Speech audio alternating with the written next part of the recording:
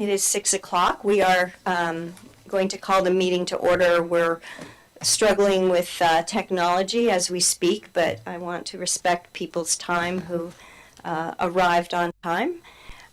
So if you would please rise as you are able and join me with the Pledge of Allegiance to the flag of our country. Ready, begin. I pledge allegiance to the flag of the United States of America and to the republic for which it stands, one nation, under God, with liberty and justice for all. Thank you. Can I ask the clerk to please call the roll? I know you're multitasking over there. Oh, Councilmember Ding, Here. Councilmember Farrar Rivas, Here. Vice Mayor Gurney, Present. Councilmember Wellender, Yes. Mayor Lowe. Here. Thank you. Thank you. We do have a process for Zoom, but as I like to say, Zoom happens, and so sometimes it doesn't happen quite as easily as it might. So those of you who are trying to log on, we're working on it. Mayor Lowe, Yes. if they go to the last meeting's agenda and click on that link, they should be able to access the meeting. Excellent. It's just the link on this meeting that's not working. Right. Okay. So for those of you who are here today, and if people are texting you, just tell them go to the previous meeting's link, and that link should be working, and then they can join us. All right. Thank you. There was no closed session. I will entertain a motion to approve the agenda. Move to approve. Second? Second. Motion to approve by the Vice Mayor and seconded by Ms. Farrar Rivas. Any discussion? Seeing none, clerk, please call the roll. Councilmember Ding, Aye. Councilmember Farrar Rivas, Aye. Vice Mayor Gurney, Aye. Councilmember Wellender, Aye. Mayor Lowe. Aye. Thank you. The motion carries unanimously. Thank you. At this time, we would like to entertain comments from the public. Please remember these are comments for things that are not on the agenda. We have 3 minutes. I will be very nice about telling you when your 3 minutes are up, but I will tell you your 3 minutes are up. And if we can't entertain questions or we can't really answer things, we can't engage in conversation about these things, and it's not because we don't understand or don't want to comment, it's because they're not agendized, and that's the rationale. So I always like to have people understand that we're not ignoring you. But we will get back to you if you have questions. So at this moment, are there any members of the public who wish to make a comment? Please come forward. Thank you.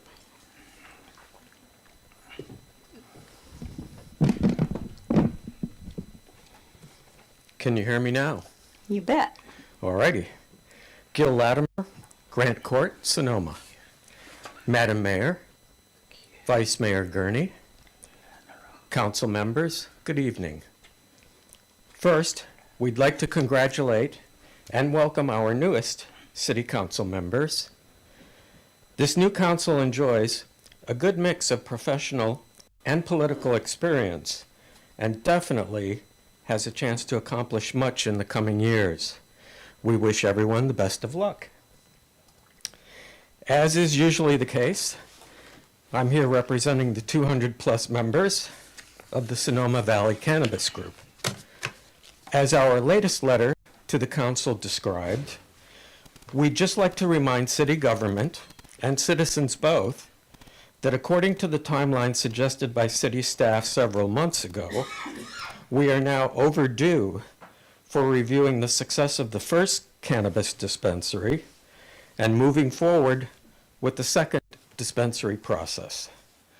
Of course, we understand that the November election, seating new members, and giving them a chance to reflect on their journeys and their new positions have delayed implementing staff's recommendation.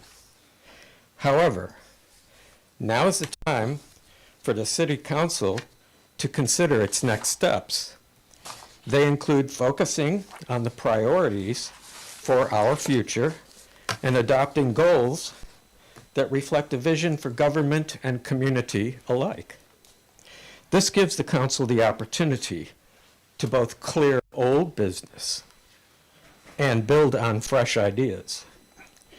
In light of that, we suggest the time has come to set the second dispensary goal as a priority to begin this quarter. As always, thanks very much for your time and good evening.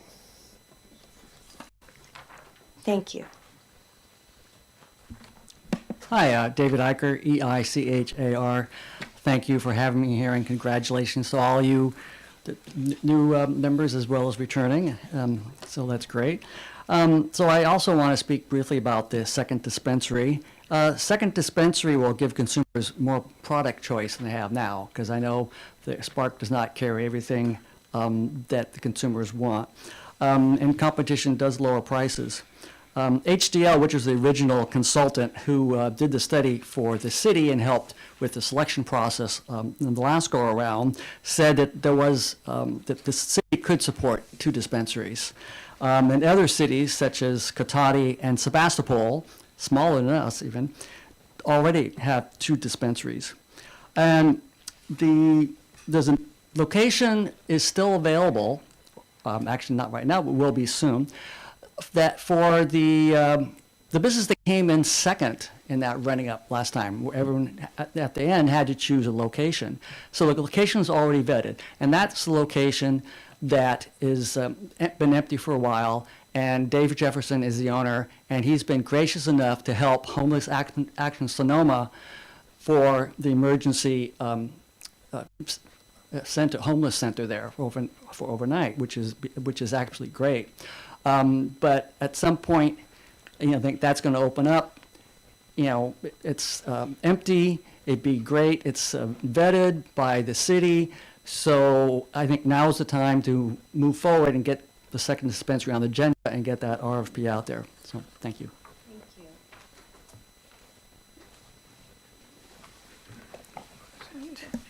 Put this way down here. Josette Rose Eicher, 1110 Loma Court. I too would like to welcome the new city council members and congratulate our new mayor. And a shout out to Mayor Lowe. You were inspiring at the Women's March on Sunday. It was good to see our community, both men and women, uniting to support equal rights and opportunities for all. As you know, I have been working with the Sonoma Valley Cannabis Group for several years. It all started when I added cannabis to my array of natural remedies to handle the results of invasive surgeries and almost life-ending remedies by traditional medicine establishment. My personal story aside, like Gil, I believe the time is now to move forward and place the RFP process for a second dispensary on the council agenda as soon as possible. We need viable, community-serving businesses here in Sonoma. Sonoma needs the tax revenue. Consumers like me will benefit from having choice and competition, just as we have in other business segments. And older folks like me will have a better choice of products, especially cannabis we don't smoke, like tinctures and topicals. A cannabis dispensary operator will move quickly once approved, as we have seen here in Sonoma and other communities. Unlike many of the underutilized and vacant commercial properties, both here in the city and in the valley, we know a second dispensary will get done and will be there for us based on the track record here in Sonoma and in other Sonoma County cities. I also have another ask tonight. Our dear friend and colleague, former Mayor Ken Brown, is currently residing in Broadway Villa post-acute care. We would appreciate it very much, and I think Ken would love it if council members and staff could sign this card, which I would take to him, and we can pick it up later. Thanks. Who should I give it to? Could you please pass it over to the clerk, and we'll do that. Thank you. We all wish Ken the best, of course.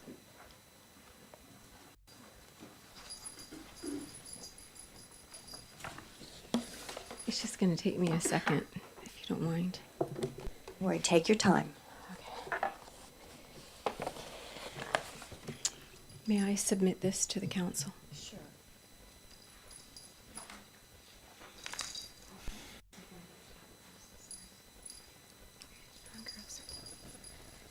And it's not being recorded for sure? It's not being, is this being recorded? Everything is being recorded. okay. Yeah, of Okay. course. This Okay. is public meeting. So, Okay, great, thank you.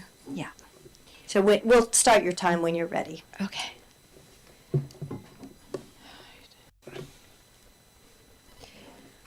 All right. Lisa Marie, 3985 Preamble Place, Boise, Idaho, 83706. You have to bear with me. I've been traveling quite a bit to get here on time, and I will stay within the 3 minutes. I normally speak publicly, but I normally don't have to speak about one of my service animals being stolen. So that's what I'd like to address with you today. And I found it very important for me to speak in front of you, and I feel that there's destiny because I didn't count on speaking at City Council today. So I just want you to know what I spend my life doing is I deal with missing children. I dedicate my life to that. And this city has seen me here quite a bit on and off on dealing with our children and homeless and missing. So this brings to why you see my chihuahuas and a business that I'm in the process of starting called Angel Baby Therapy. So I wanted to bring solutions to our children that were molested and abused. So I'm here to be very bold with you and to tell you that Pets Lifeline is a business that's pretty much on the borderline. It's in the county, but they do a lot of community work and do a lot of service for the community. I'm not here to bash them in any way, but I'm here to tell the truth. I have documentation that you'll be getting, and they stole my professional therapy cat. The way that the communication has gone is so appalling that today I started going business to business with my posters, and I did have a meeting with an attorney today. I don't want to just say his name right now. And he said to just make sure and get in front and let everyone know what happened. But within 2 hours, as I was going business to business, I already have names of people that have had meetings about Pets Lifeline. And I can tell you right now that you're going to see me flip this county upside down. I've already reached the Attorney General's office. I know how to be extremely aggressive. I want my angel back. It's probably will drop you to tears on the back of the poster because I wrote a song because I was really trying to wrap around how a business can do this and say bye. Hey, I don't even know how to express. This is a community that cares about animals, and they are torturing animals, and torturing my little girl for sure, and not bringing her back to me. So I really can't carry on anymore. I just want you to know that I'm going after large class action lawsuits. I'm going to gather your community together and bring them all in front of you because this is not okay. Thank you. Thank you very much.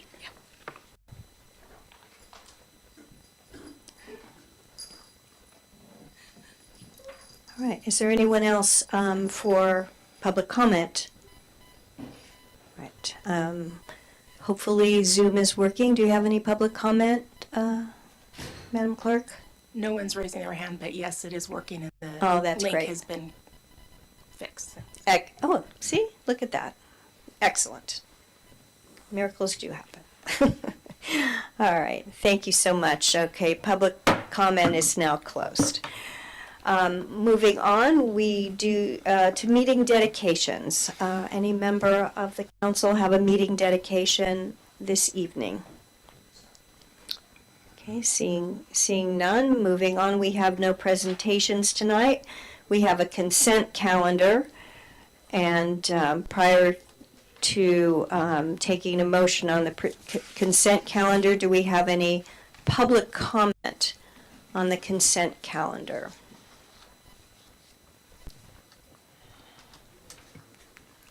Hi, my name is Fred Alabak at 19550 8th Street East, and I would like to pull agenda item 4.7, please. Thank you.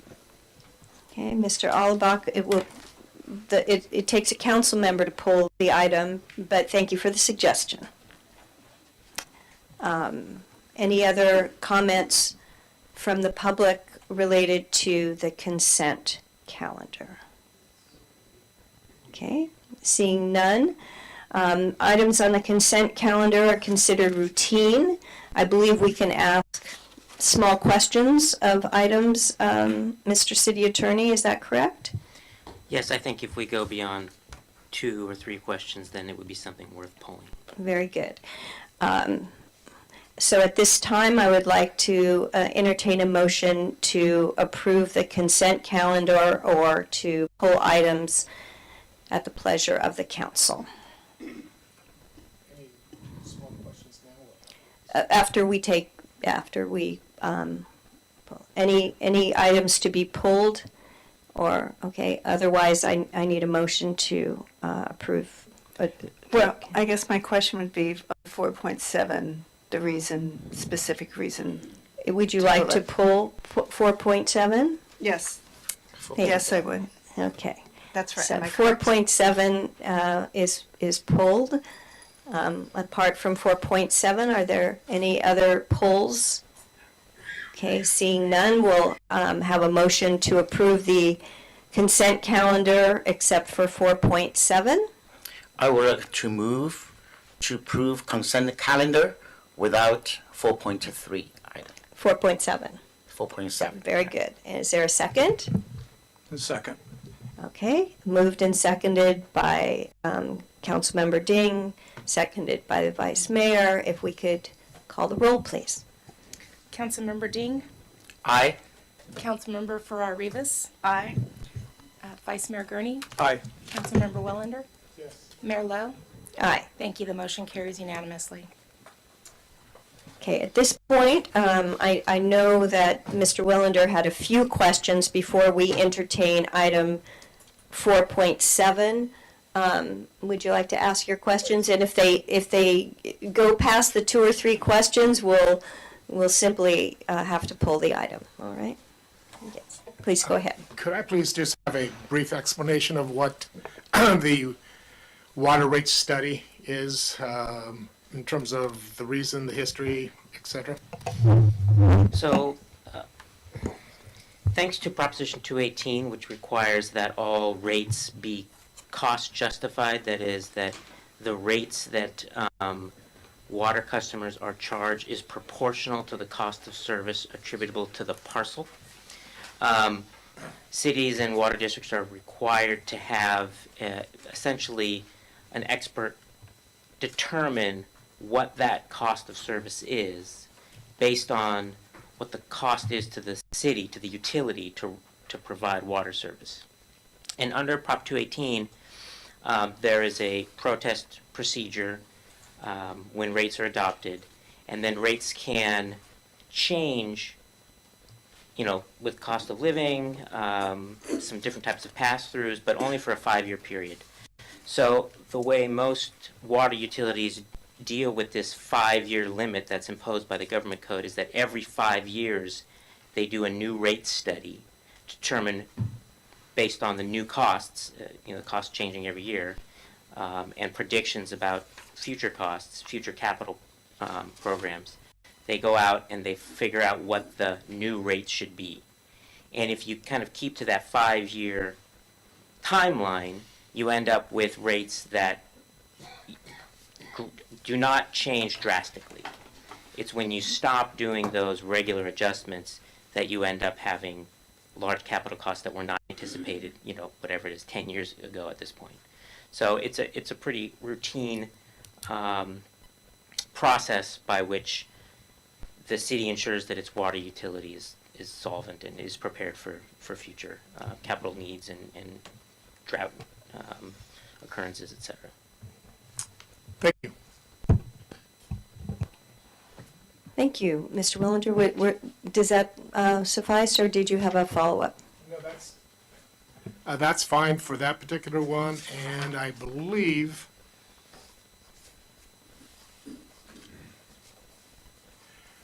I'm, again, this is more for education for rookie city council, but on item 411, could I just get a brief understanding of what the recognized obligation payment schedule is?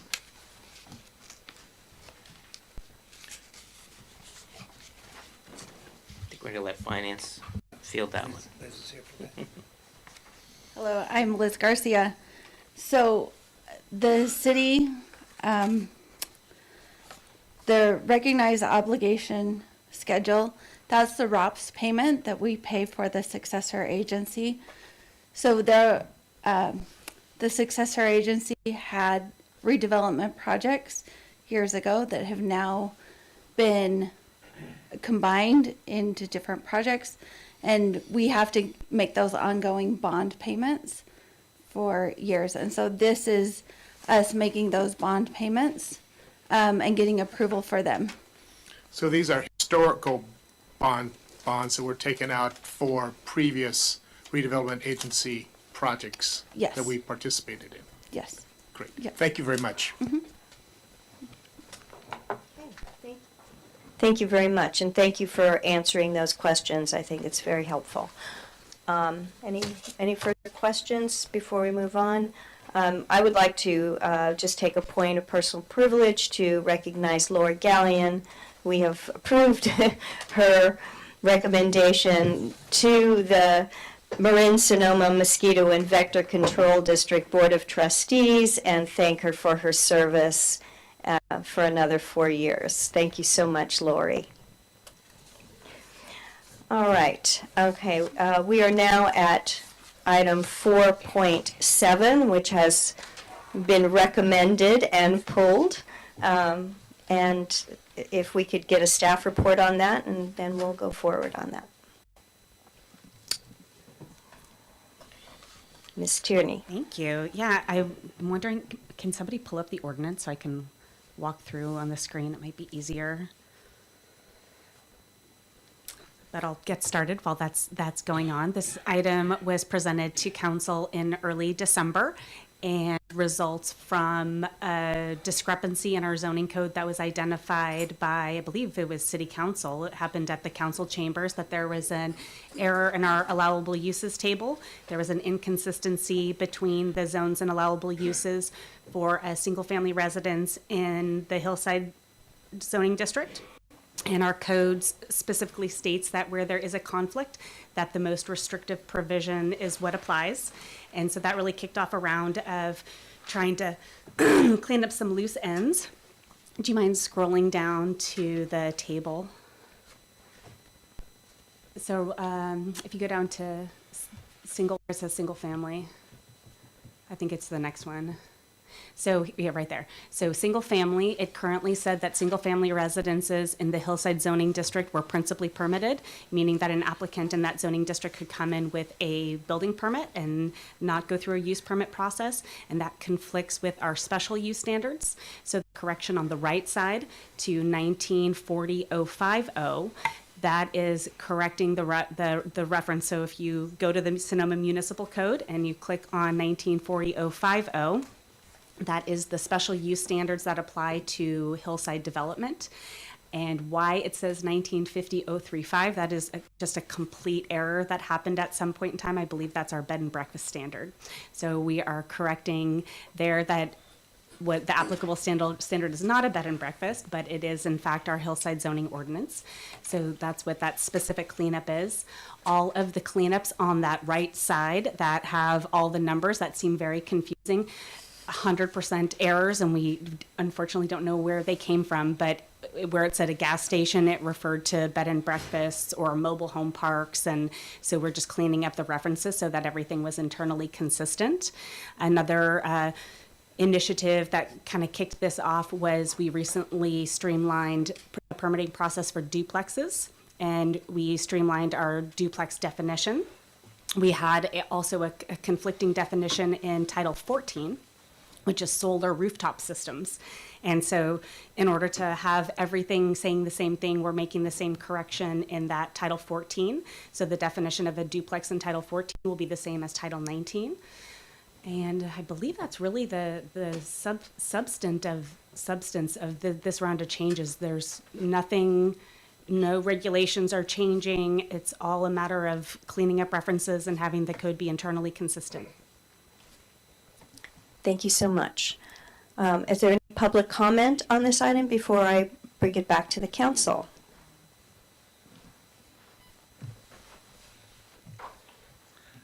Hi, Fred Allbach, again, 19550 8th Street East. I don't have any comments on the substance of this item, but I did send a public comment to the city council on a best practices document of how to write zoning code and different code in plain English. And it had some pretty good suggestions, I think, and it really addressed some of the difficulty that I have when I'm looking at something like this, and there's multiple referrals to different parts of the code, and it's almost, I felt like I'm kind of like at a tax form where it's like, go to this line, and then you get to that line, they tell you to go to another line. And so one of the best practices was, don't put 2 referrals in one sentence or whatever. But I think that it would be worthwhile for more government transparency and for public involvement and for ease of council members to read it, because I happen to know that there's a couple of council members now who have told me they have trouble with looking at the code as well.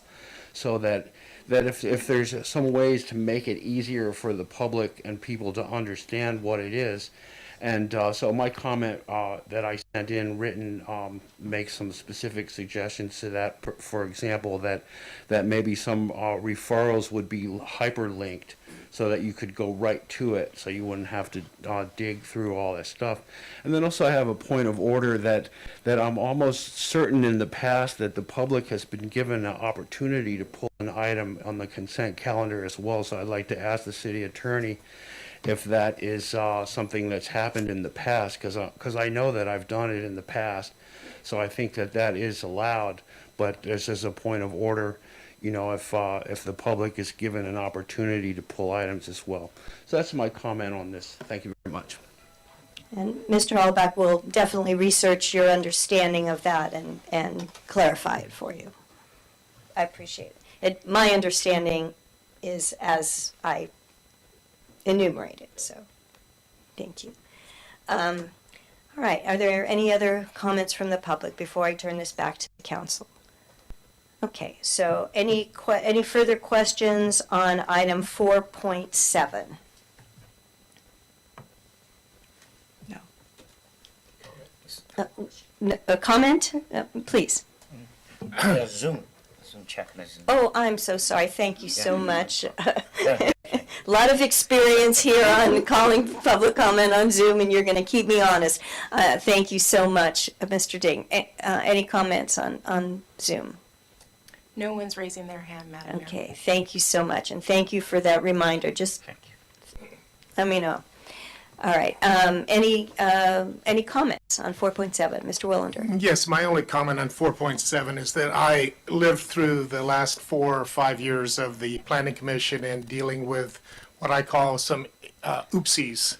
And I believe, as was expressed by staff, this is simply a cleanup, and there's nothing of significant change that they're trying to slip through. Mm-hmm. So I fully support moving forward on this as far as my perspective.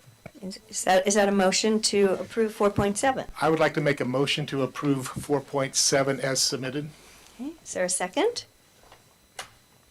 I'll second. Second by Ms. Farrar Rivas. If the clerk would please call the roll. Thank you. Any further questions before we do this on 4.7? Okay, please. Thank you. Councilmember Dean? Aye. Councilmember Farrar Rivas? Aye. Vice Mayor Gurney? Aye. Councilmember Willander? Yes. Mayor Lowe? Aye. Thank you. The motion carries unanimously. Thank you. Okay, and so we are finished with the consent calendar. There are no public hearings agendized for tonight. We are on to the regular calendar. And item 6.1, consideration, discussion, and possible action to receive a report from the city's homelessness consultant, Andrew Henning, including an update on the current state of homeless services in Sonoma Valley, adopt a resolution authorizing the city manager to execute a 6-month agreement with Andrew Henning Consulting, LLC, for homeless strategic planning, and by name list community case conferencing services for January 30th, 2023 through July 31st, 2023. And we have the senior management analyst with recommendation to adopt. And so if we can have the staff report, please. Thank you. So good evening, Madam Mayor and City Council members. Tonight we have Andrew Henning joining us, and I'm hoping that I can see him on the screen now. He's our homeless consultant who will be presenting a very quick update on our city's efforts to address homelessness in our community. Once he is done with his presentation and answering your questions, I will step back up to the podium and walk you through the remaining items in the staff report. And without further ado, I'd like to introduce Andrew Henning. So, Andrew, are you ready? I'm ready, yeah. I see you looking in the direction of a wall, so I'm assuming you're looking at a monitor. Sorry, I'm not sure which camera. Good evening, Madam Mayor and council members. I'm Andrew Henning, as Lisa mentioned. For the past 9 months or so, I've been working with the city in my capacity as a consultant, helping with various homelessness strategic planning efforts. Just briefly about me, I've been working on homelessness for almost 13 years in the Bay Area, from Santa Clara County to Marin to now Sonoma. I've also done some work in Alameda County and San Francisco. And I've done everything from street outreach to running a nonprofit organization to working directly in local government in a director level role overseeing homeless policy. So I've had the chance to really engage this issue in a lot of ways. And hopefully that's proving helpful to the city and local providers and certainly people experiencing homelessness. So I have a short presentation that I'll share with you tonight. Just to give you a quick update on my work with the city so far and where things are headed moving forward. And that will include a very short video, which hopefully will play okay with presenting this way. So as I mentioned, I was initially engaged by the city of Sonoma back in April of last year to do basically a short-term, quick strategic assessment of local homeless services. And I could certainly drone on and talk to you about homelessness for the rest of the evening, but I'll try to keep this as concise as possible. When I shared my report back in June of last year, there were 3 essential findings. The first was that given just various regional, state, and national best practices around addressing homelessness, there are ways in which the local system of care, and I'm referring to not just the city, but really the broader city unincorporated Sonoma Valley area where people are experiencing homelessness, services could be configured more effectively. And I won't go into a ton of detail about this, but this is basically a diagram or a visual that I've been starting to develop with the clients I work with to basically show this is sort of the journey that someone might have through the experience of homelessness. So you can think of the societal factors that might push someone into homelessness. They have a crisis experience that then actually either they feel like they're on the verge of homelessness or they actually become homeless. At that point, the system of care could prevent that homelessness. If the system does not prevent that homelessness, then someone, of course, ends up on the street. And at that point, you have various outreach services. You have different coordination efforts to try to engage folks once they're actually outside. This is also where you would see shelter placements as sort of a temporary place where people can stay before they move back to housing. And then, of course, the primary goal is housing. So, again, I'm going to spare you the detailed deep dive. But each of these service areas has its own. You could drill down farther into different interventions and how these things work. But again, I think the short answer is that there are ways of doing programming. There's some really great programs that are happening right now, but there are also ways that the system could be improved. So that's finding number 1. Finding number 2 is that in Sonoma Valley, as is the case in many, if not most communities across the country, there is currently insufficient support for people experiencing chronic homelessness.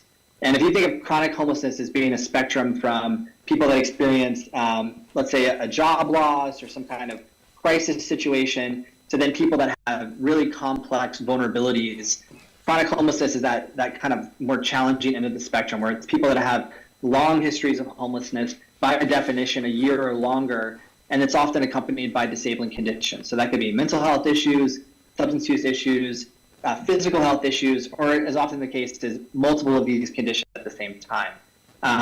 And so the result, unfortunately, in many communities around the country is that because these folks can be challenging to serve, they often don't fit well into existing programs. They fail out of programs.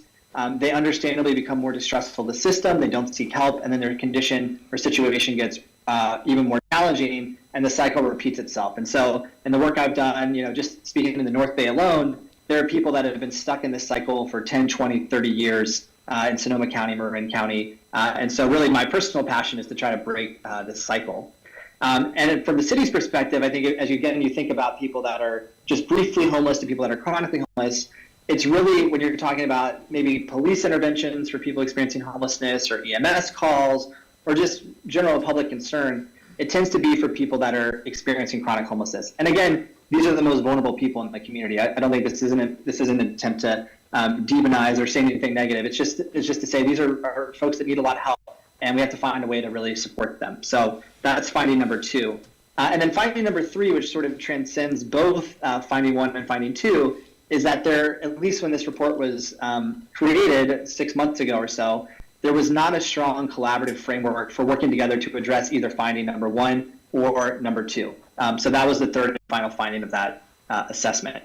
So with that assessment were also a series of recommendations that included very short-term recommendations and then more medium to long-term. So I won't go through all this, but I would say in the most immediate short-term, the goal was to convene essentially a homelessness task force of city representatives, provider representatives, funders, the county, to really try to come together and drive things forward. So that was really number 1.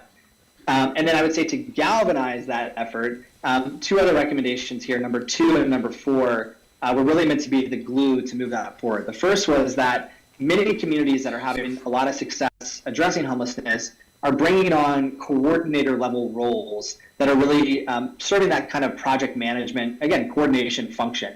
The other thing that many communities are doing around the country is implementing what's called a by name list to help get everyone rowing in the same direction. And I'll describe a little bit more what the by name list is. And again, we can talk about any of these if you have more questions, but I'll just keep it high level at that. So after that report in June, I continued to have discussions with the city, and the feeling was that it would be helpful if perhaps I could kind of provide some of those bridge services until a more, let's say, permanent position or more capacity could be brought to the local system. So in July, the city extended my contract into fiscal year 22-23. And since then, my main thing has been actively meeting with the county, with providers, funders, the community health center, the police department, fire department, to build local stake in of really working together and trying to implement a new way of working together. And the major way that we're trying to work together, again, is this thing that we're calling the by name list. And to help explain what that is, I want to share a short video.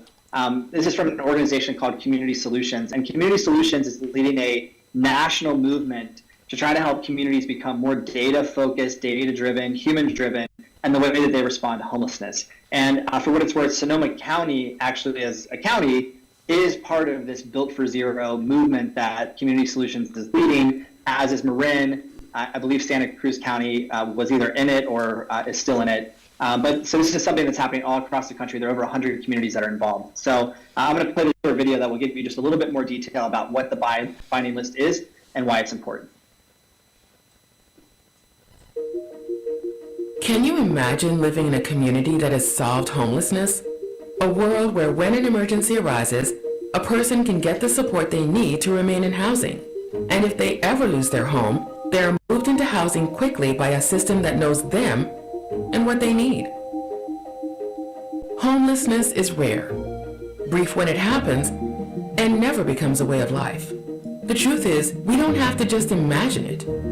In the Gulf Coast region of Mississippi, any veteran who becomes homeless is connected to housing within 30 days of identification. No one's left behind.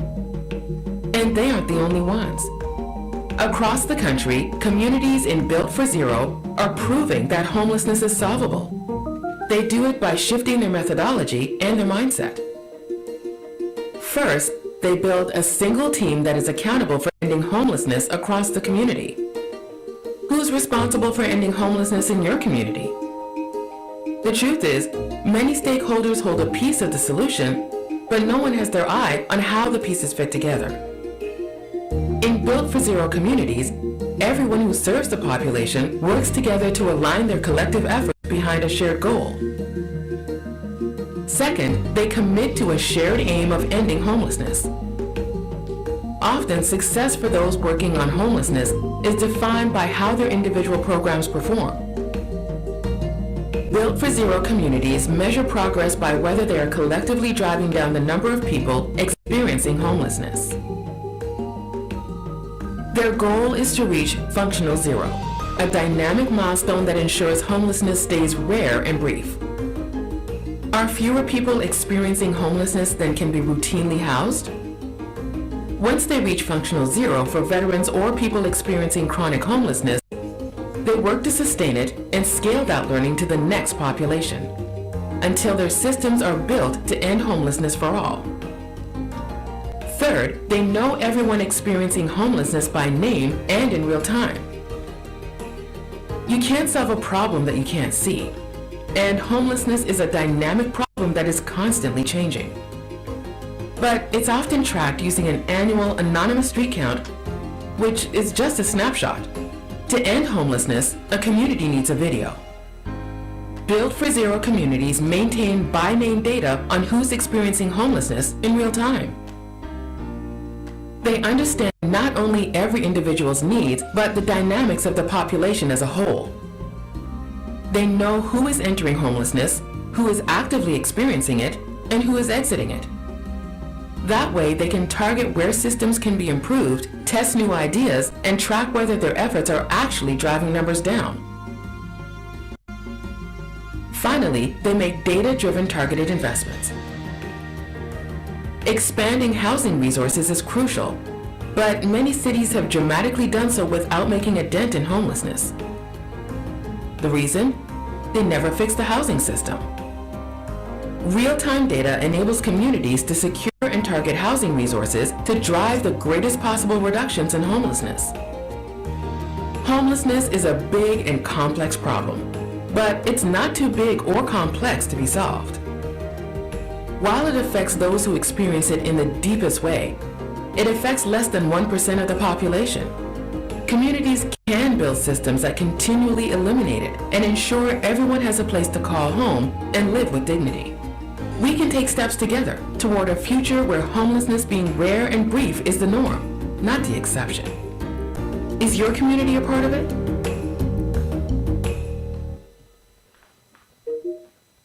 So just to kind of bring this home, and then I'll turn it back to the council, is in addition to the work I'm doing with the city, I'm also have been working with the city of Petaluma for almost 2 years, similarly helping them with developing a strategic plan to address homelessness, and then also develop various housing programs and things of that nature. But just to really drive this home, Petaluma's been doing the by name list process for about 1.5 years. And really, again, as the video described, there are 3 main advantages that this is really imbued to the community. The first is, again, it really has brought together all the providers who previously were working independently in their own silos, and now we're coordinating care on a weekly basis in Petaluma, which is, I think, getting better results for people that are homeless in that community. The second thing is, again, because we have better data in essentially a real-time way about who's homeless and what they need, the city is able to make better targeted investments around outreach or supportive housing programs that are really going to hopefully, again, measurably drive down homelessness in Petaluma. And then lastly, because of investment in collective resources like the People's Village program, which is very similar to the village that Homeless Action Sonoma is building, that referrals to that program actually now go through the by name list team. So it's no longer an individual agency making the decisions. It's a collective decision of the group about who is the most vulnerable and needs help getting inside. So just a few miles away, there's an example of how this is working, I think, really effectively. So in terms of next steps, again, my major thing that I do is really help more with strategic planning and program development. So I certainly recommended the by name list to the city, and we're now doing it, but it's not my main thing that I do. So What the proposal before you tonight is suggesting is that we bring in some additional support under the contract, would basically be a subcontractor to me, to help actually manage the by name list on a weekly or bi-weekly basis to really get this process moving forward. And that person that I've talked to and is open to doing this is a man by the name of Francisco Kilgore, who until very recently was actually the associate director of SOF. So very familiar with the community and local partners.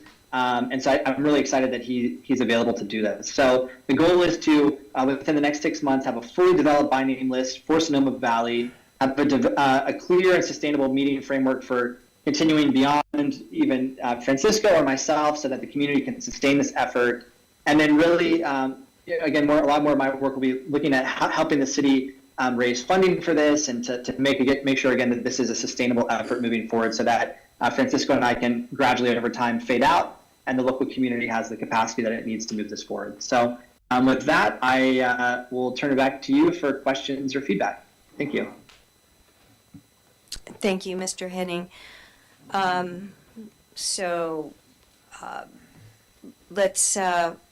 Let's first get public comment on this, and then we'll turn it back to the council. Any public comment on the report?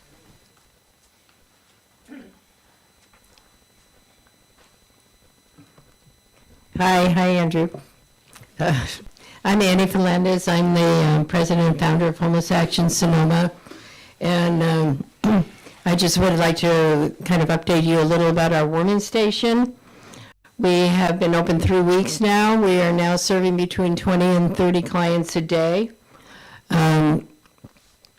We are doing some great things, and I heard, and I haven't yet gotten the statistics, but I heard that the emergency room usage by homeless people has dramatically been cut since we've been in business. I was hoping I'd get the actual numbers for you by now, but I didn't. The other thing that's happened is today I had a conversation and an agreement with the Redwood Empire Mission shower bus, and they have agreed to come to our station once a week. And the only condition is that the city approve of this. So I'm looking for city approval. And besides that, I've been working with Andrew on the by name list. We now have 96 clients who have done out all the paperwork for the by name list, and we just need to get them into the computer. We're a little overworked, understaffed, and definitely underpaid, just like everybody else. Thank you. Thank you so much, and thank you for all your efforts out there. It's remarkable. Thank you. Hi, yes, Mr. Allen. Fred Allebach again. I have tremendous admiration for Annie and for somebody who decided they don't want to sit around and play cards and they wanted to make a difference. That's been a tremendous difference. And so she's almost kind of like our local Mother Teresa. So when she wants something like the shower thing, she should get it. I wanted to say that a couple of things about how people become homeless and preventing them from becoming homeless, and link that to the coming housing element. I believe that Sonoma has 5+ low-wage jobs for every low-income housing unit. And we know there's a very high cost burden for housing and food in Sonoma and Sonoma Valley. And so people fall off the back of the societal bus and they become homeless. And so the city can address this prevention in the housing element by making the production and retention of very low and low income units in the next housing element. Some of the specific things here, the Sonoma Valley Collaborative Group will have specific suggestions for the council before the housing element meeting on how to achieve those goals to increase very low and low income housing units. One of those would be to have, instead of a yearly meeting with affordable housing developers, have it quarterly, and make that a high priority to achieve 100% affordable housing projects, and also to join the Renewal Enterprise District out of Santa Rosa, and the RED, that's called the RED, and they provide bridge funding to get projects started. So if the city joins the red, you can get the money that people have said, we don't have the money. There's some money to get started. So that might be a way to, and then identify particular large enough lots to have 50-plus unit projects and try to achieve a couple of 50-plus unit projects of very low and low-income housing over the next housing element. The housing element consultant put in some pretty decent low-income housing numbers in the housing element for low-income people. So I'm asking the city can go for prevention on this homeless item by showing will and purpose to see that those units do get produced. So maybe 2 or 3 50-unit projects in the next 8 years, 2 or 3 just like on Broadway there with Alta Madrone. That would be great if the city could do that, and that would prevent homelessness. Thank you very much. Thank you so much, Mr. Alabak. Are there any more public comments on this item? If there are, how about on Zoom? Do we have any public comments? Yes, I'll be bringing in Kathy King. Thank you.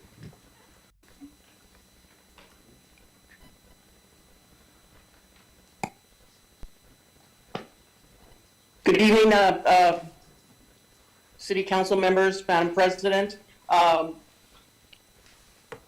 I'd like to make a comment on what Andrew is proposing. I think you're really lucky to get Francisco to do the work because he has great knowledge and great empathy towards the homeless and all sorts of technical capacities to be able to move it forward. We've been meeting on a regular basis every other week or once a week, and we've been able to help different individuals by talking about them when we can, as long as we have the release of their information, because we don't want to break confidency with them. The other thing is that I want to remind people that there is the point in time count that's going to be on January 27th, and we might need help, because if we have good figures on who is homeless in our community, it would be helpful to have those numbers brought together. It starts at 6 a.m. out of the Grange, and you can volunteer to go out and count people. The other thing, just I know that Annie wants a shower, but SOS provided 727 showers last year. We are open 10 a.m. to 3 p.m. 5 days a week. And sometimes people have to wait, but they're able to take showers. So I want to encourage people to make sure that we are working together. We provided 84 meals so far to the warming center, and we're providing 2 meals a day of the great work that's being done at the warming center. So we are working together. Things have turned, we're turning a corner.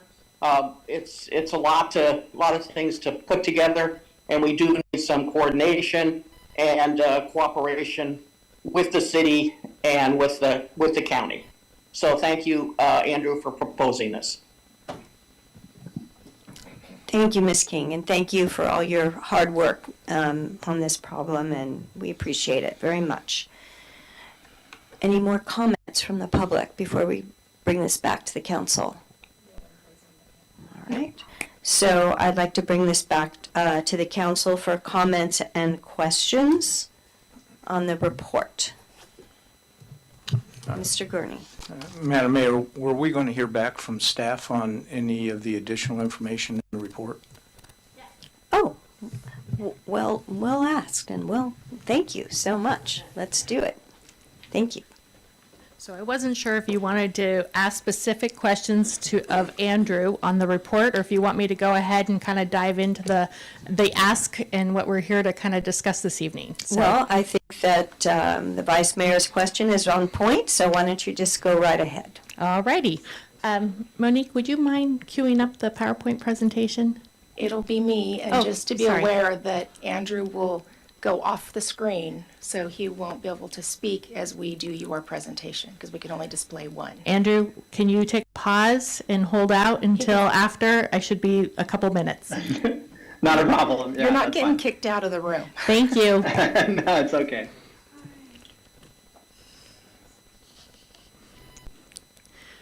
So I think, Rebecca, we can start on slide 3. Oops, that's there. No, go back 2 slides. The why a consultant. Like Andrew reported, homelessness is a complex issue. For years, the city has relied on our local homeless service providers to take care of this fragile community. The city team is very knowledgeable on many topics, but homelessness is not one. I will tell you, I'm taking a crash course from Andrew, and I'm super appreciative of all the information and the sharing of information from both Kathy King and Annie Philandis' team. Having the ability to work the warming center in December, I got to meet a lot of our homeless community in person, and I feel like I have a better understanding of who we're trying to serve. So, why a consultant? It's complex. This is not just a city issue. It's a city valley issue. We can't solve it all by ourselves. So it's an issue that is felt at every level of local government, state government, federal government. Homelessness here in Sonoma Valley and other places nationally, there's been a lot of programs proposed, and some of them work, some of them don't. So I think bringing in a consultant will really help us kind of streamline and kind of weed through those things that haven't worked, and really focus on connecting with our community and the needs of our specific individuals in our community that are homeless. So I really like his approach. Like he stated, we're building momentum. I want to continue to build momentum. This is a project dear to my heart, and I hope that we can continue on with this important work. So Rebecca, do you want to go to the next slide? Andrew kind of went over his next steps. One of the main proposals that you'll see in his contract, or this proposal that is part of your staff report, is he is proposing to subcontract with Francisco Kilgore. Francisco, again, valued, cherished community members, been doing a lot of this work. Is he here? He's lurking in the foyer. Welcome, Francisco. So, I think it ties back to this is really a community program, and we're going to solve it as a community. And what Andrew really brings to the table is that strategic connection. He's doing work for the county. He's working closely with David Kiff. He's coordinating with Petaluma, and a lot of the best practices that we're implementing here in our little town and our little valley, we're going to see countywide in those kind of sub-regions. So I think this is a very timely project, and I would highly recommend working with Andrew to any organization that wants to really look at a focused approach to ending homelessness. So go ahead to the next slide. So the financial impacts of the contract, the total contract is for $67,200. It is a little bit of a gasp. We have started some conversations with the county. We've started some conversations with some local nonprofit organizations, and there's been a lot of support. And I think we're feeling pretty confident that we'll be able to go out to the community and get 2/3 of this contract covered. So unfortunately, because I haven't gotten it completely approved by those entities, there's some strategic meetings happening the end of this month. And this proposal was very timely because his contract and his time ends the end of January. We've used up all the time, and we didn't want to lose our momentum, hence why it's coming back to you now. So there is some funding in the community's activities budget. It's in 2 forms. There's $48,000 of unallocated funds that didn't get associated with any programs in the fiscal year 22-23 budget. And then there's also the 10% city council discretionary budget that's part of that community recreation and community services program. So you have the funding. I don't think we'll need all of the $67,200, but I have to ask for it at this point just because of the timing of it. But my goal and Andrew's goal is to definitely involve the county in this project because, like I said, it's not just a city problem, or issue. It's a county and it's our valley. So this goes back to lending that shared services. We can't do it all ourselves, and we really do need to rely on our partners. And this is one of those, a perfect example of an opportunity to really develop a shared services agreement with the county. So, next slide. On that note, city staff is recommending that the city council approve a resolution authorizing the interim city manager to enter into the 6-month agreement with Andrew Henning Consulting LLC not to exceed the $67,200. Work with the county to identify additional financial support that would represent a third, and then try to find a third through a local nonprofit. That's kind of where we are at this point. So we're looking to try to secure about $44,800 worth of funding. And then any questions you might have? Any questions from the council for staff regarding this proposal? Ms. Ferraro Rivas. may I? Oh, please, All right. Mr. All Dings, right. please go for it. Yes. Before I make any comments, I want to disclose my board membership with Sonoma Overnight Support, because today's our project directly related with the SOS. According to 2021's and the state FPPC's letter to our city manager, although the Jack Dean is a board member of SOS and both at the same time a city council member, but they find out no any interest in a conflict, so that means I'm allowed to discuss or make a decision for any issue with the SOS and the related. So that is also I'm required to disclose this piece of the fact to the public. So that is. And anyway, thank you so much for the presentation for Andrew Henning, and your presentation also is wonderful. And also I very much appreciate it. You mentioned, and I don't have a lot of experience, but we haven't seen, and you have very positive attitude, and also you have started this work since the middle of the last year until now. That is great. We want to and appreciate your efforts and start up the right way. And compare with the other cities, other in the area, out in the city really heavily relying on the nonprofit, our community, to solve this issue. I'm the board member, I'm the treasurer for SOS. Each year, our gross income is $1.1 million.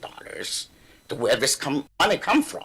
How much money the city contributes? $30,000. Means nothing. Compared with San Francisco and Oakland, and $1 million, and $1 trillion spent. We still have this kind of issue. So we are lucky and blessed. We do have our local resources, kind of the people, not only in the SOS and HAS, also all the community, because they donate the money.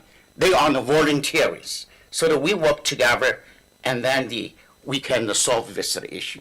Of course, this issue cannot be completely solved, but definitely we can get in better. Today, I want to appreciate Annie, the report for the warm and the center. I appreciate it. You spend, I don't know how much money you spent, but the last time when in the winter time, we opened veteran buildings, just only in several days. We spent 80% of our emergency fund for the city. So thank you so much. You helped the city. And as to your propose for that additional fund to hire continue our contract with the Andrew Henning, I think that is very good, very practical. We should follow. We should continue this kind of practice. Yes, especially, and we want to include Francisco Kilgore to join this. That is really an asset for our community, because he knows everything, and for the homelessness internally, and also he greatly enriched all other the local, our community, nonprofit organizations. His participation definitely will improve our the cities. We will have the homeless task force, right? Yeah, that is wonderful. I like to call it the team. We have a homeless team now, and it feels really good to be part of the team. Yeah. So, and I couldn't do it without everyone's contribution and help. So, thank you. Thank you so much. Yeah, thank you. Thank you very much, and thank you for all you're doing too. Everybody's doing a piece of this, Yeah, which just is a little incredible. piece by piece. That's wonderful. Ms. Farrar-Rivas, you had a question, Well, comment. I would just like us to look at the other side of this cost, of the cost savings that would potentially come about because of the preventative work that would be happening. For example, if we are reducing, even just from the warming center, emergency room visits, and as you were saying, the emergency funds that went out for the Veterans Hall. So, I mean, really, have you looked at any of those cost savings? Maybe Andrew could answer, or you can answer where other cities have seen that. So, Andrew, do you want to take this one? I haven't personally done a deep dive on all of our expenses, and the hospital savings I haven't had the opportunity to investigate. But, Andrew, any comments? Yeah, no, I'm happy to respond to that. The first I would say, just for what it's worth around prevention, and I think Councilmember Ding was just mentioning this with the amount of funding that SOS and Kathy were able to bring in, is that the Valley is really a phenomenal place in terms of private giving and philanthropy towards this issue. So that was definitely one of the strengths in my original report, is that there's a lot of giving towards homelessness, and whether it's food programs that are helping to offset the cost of living for people in the Valley, which is thus preventing homelessness. There's a lot of public giving there. And then also with Fish, who's also part of our collaborative, they do a phenomenal job with homelessness prevention. And again, are basically volunteer to run. They're able to raise private funding to do the work that they do, which is fantastic. So I actually think prevention is one of the things that the Valley is doing incredibly well. And I think other parts of the county could probably learn from local providers about how prevention is doing so well. In terms of potential cost savings, I really do think in terms of, a funding coalition moving forward or trying to find creative uses of funding, I do think, like Annie mentioned and has been mentioned just now, that working with the healthcare system is a really important way to try to get new funding. So, for example, in Petaluma, there's a program operated by COTS, the Committee on the Shelter List, that runs the Mary Isaac Center, which is the major shelter in South County.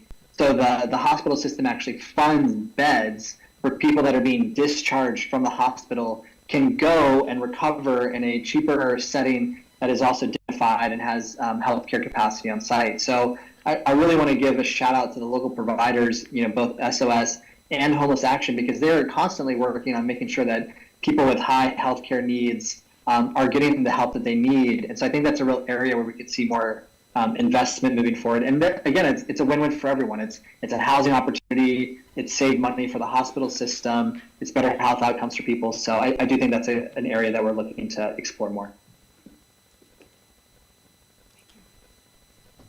Thank you. Any further questions on this item? Mr. Wellender. Before I ask you, Andrew, I want to basically thank you very much for the mission you are pursuing. It's very admirable, so thank you.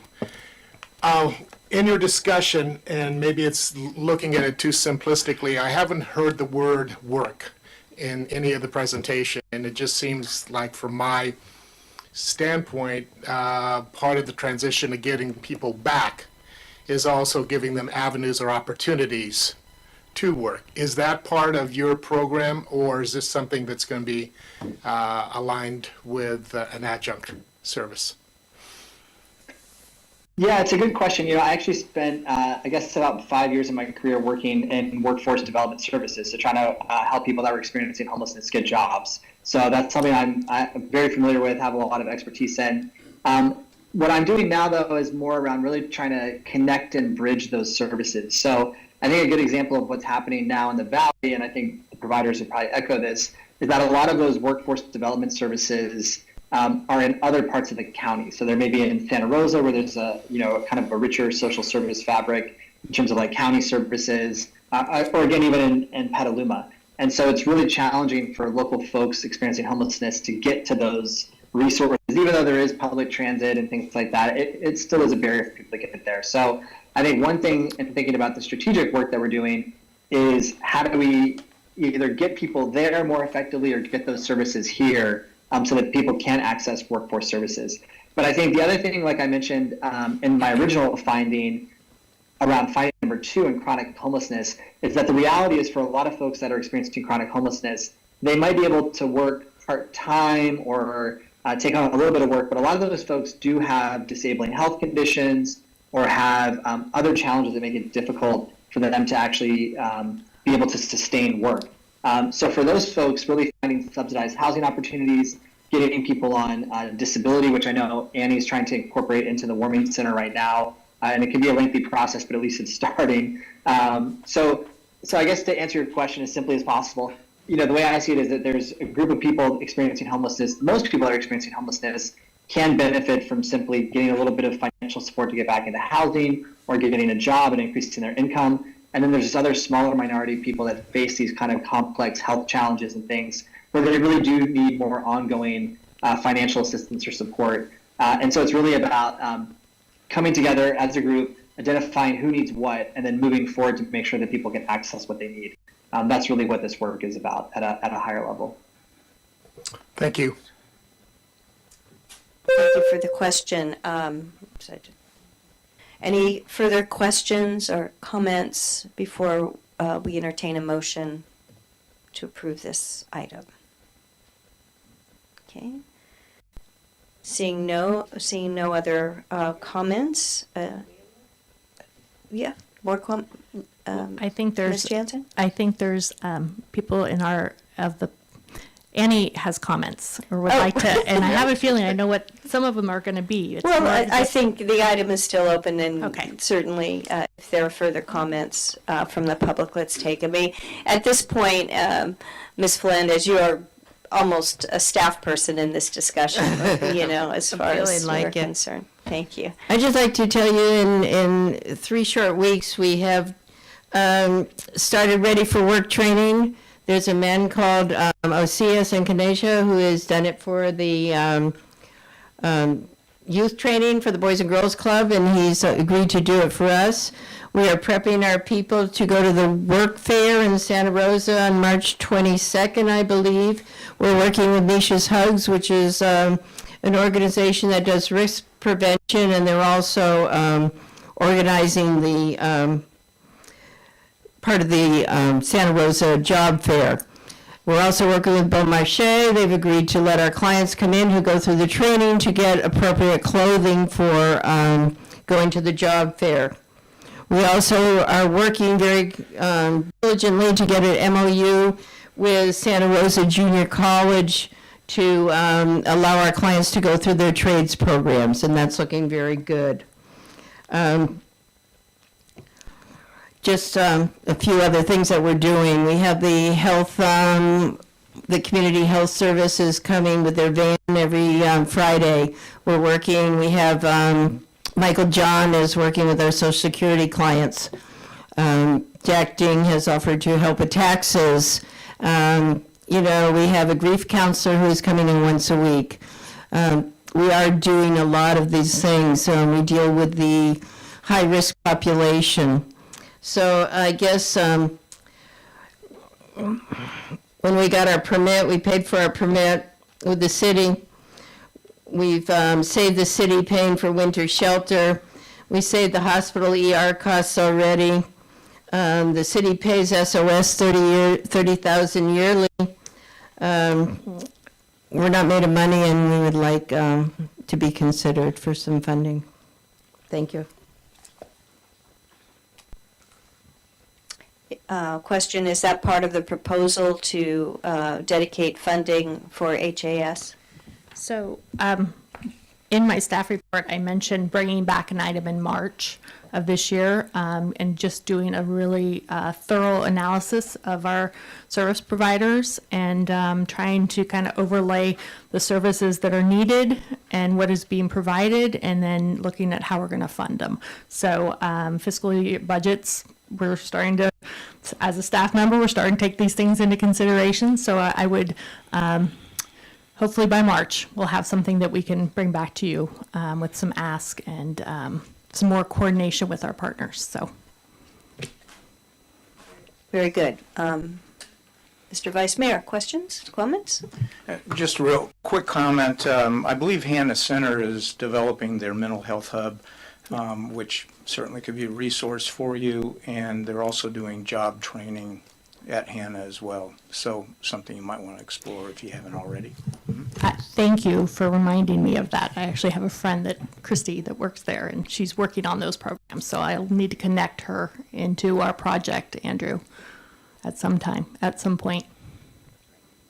Yeah, thank you. Excellent. Any more comments or questions?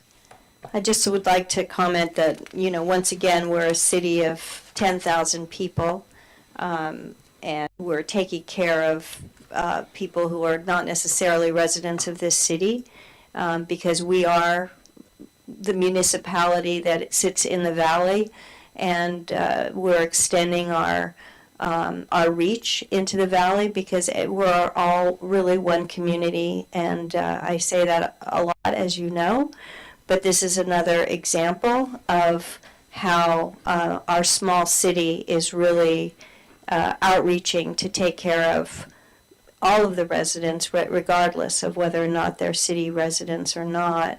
And that includes helping with HAS and their project, which thank you for bringing that forward in March. I look forward to that recommendation.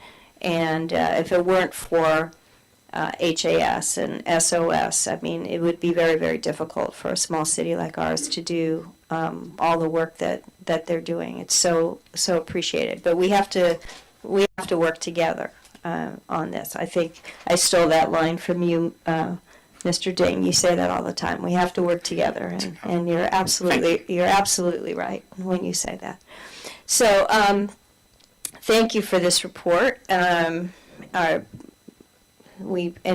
there are no further questions, this is possible action to adopt the resolution as stated. Is there a motion? Council comments? Oh, yes, please, comments, Yeah, discussion, you brought it back please. to the council. Yes, please, yes, thank you. So, first of all, I want to say what great work is being done. My concern is the funding element, and I am not aware of a lot of grant opportunities that do reimbursement grants. And once we fund this, there's no real motivation for people to provide the grants that you had mentioned. So I'm curious to see, you mentioned that the funding ends at the end of the month, and if there's funding needed, is there an opportunity to fund this for a limited period of time so that you can pursue the other funding that could be available? And again, don't mean to be a wet blanket. No, totally understand. It was an awkward ask, so I totally understand. I think there's probably is a way that we could coordinate a contract, Andrew, and at least get us started on the work. I know there's been discussion about having to look at our professional services agreement with Mr. Ruderman and putting some clauses in there that that would allow us to scale back Andrew's contract with the city, but it will allow another organization to kind of come in and pay for those parts of it. So we haven't got to the professional services agreement yet. So I think there's an opportunity maybe to do that if that's city council's wish. Well, I don't know about that, but it's my wish. So anyway, but thank you for your response. No worries. So what I'm hearing is that you would like to sort of parcel this out, if you will, like a small amount at this point and see what can be raised for the remainder of the contract. Is that what you're suggesting? I'm just trying to Well, put there it was- in plain English for me. Yeah, there was a lot of discussion about partners and additional funding and being able to make up X number of dollars. But it sounded to me like that was on a reimbursement basis. And again, I don't know how realistic that is. So in terms of maintaining the program, is there an opportunity to fund it incrementally, basically? And the other caveat, I guess, is if the city manager can assure me that, that there is adamant funding available, and it's sufficient and it doesn't create other hardships with our budget, I'm interested in hearing that as well. All right, do you have a comment on that, Sure. Mr. City Manager, please? As identified by Lisa, there is adequate funding available. We are in conversation with the county. We are right now, and we are in conversation with another nonprofit who's interested in putting some money in. We wanted to not lose the momentum, but we are still pressing forward with that. But we're okay. We're not hurting any other program in the city with the funding proposal that's there. What I asked was if we could ask Lisa if we could put something together that would keep the momentum going while we're negotiating. But we can do it the way you described as well. But I do want you to know that we are in conversations with two groups for that 22.4 from each. Okay, thank you.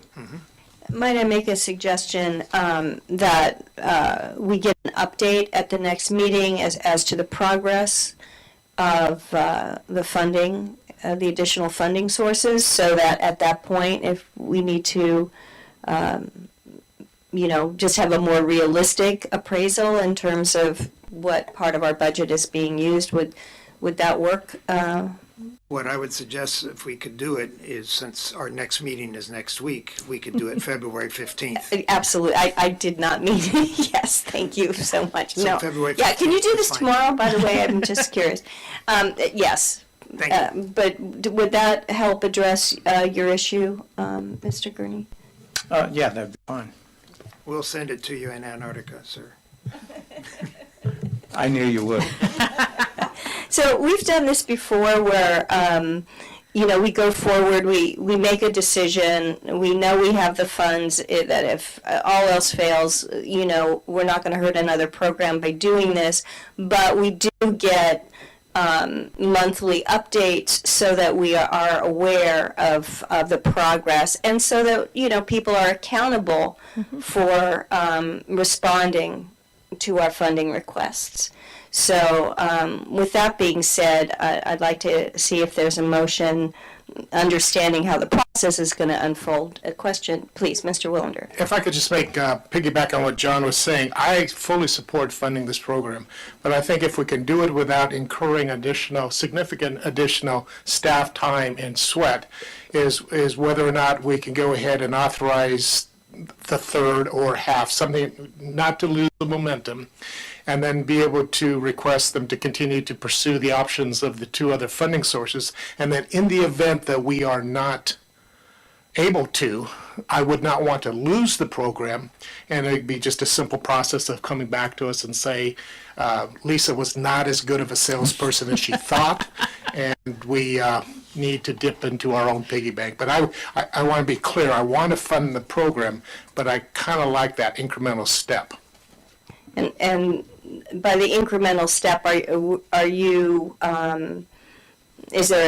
looking at a dollar amount? Are you comfortable with staff bringing back an update in a month, as I suggested? I support any way we can get it done. Okay. Well, all right. So we have some flexibility on that, but I think I think the council wants to continue to have an update, as to whether or not these funds are coming forward. But you're hearing that we value the program, but we also we value help as well. Okay. All right. Any further comments or questions or motion at this point?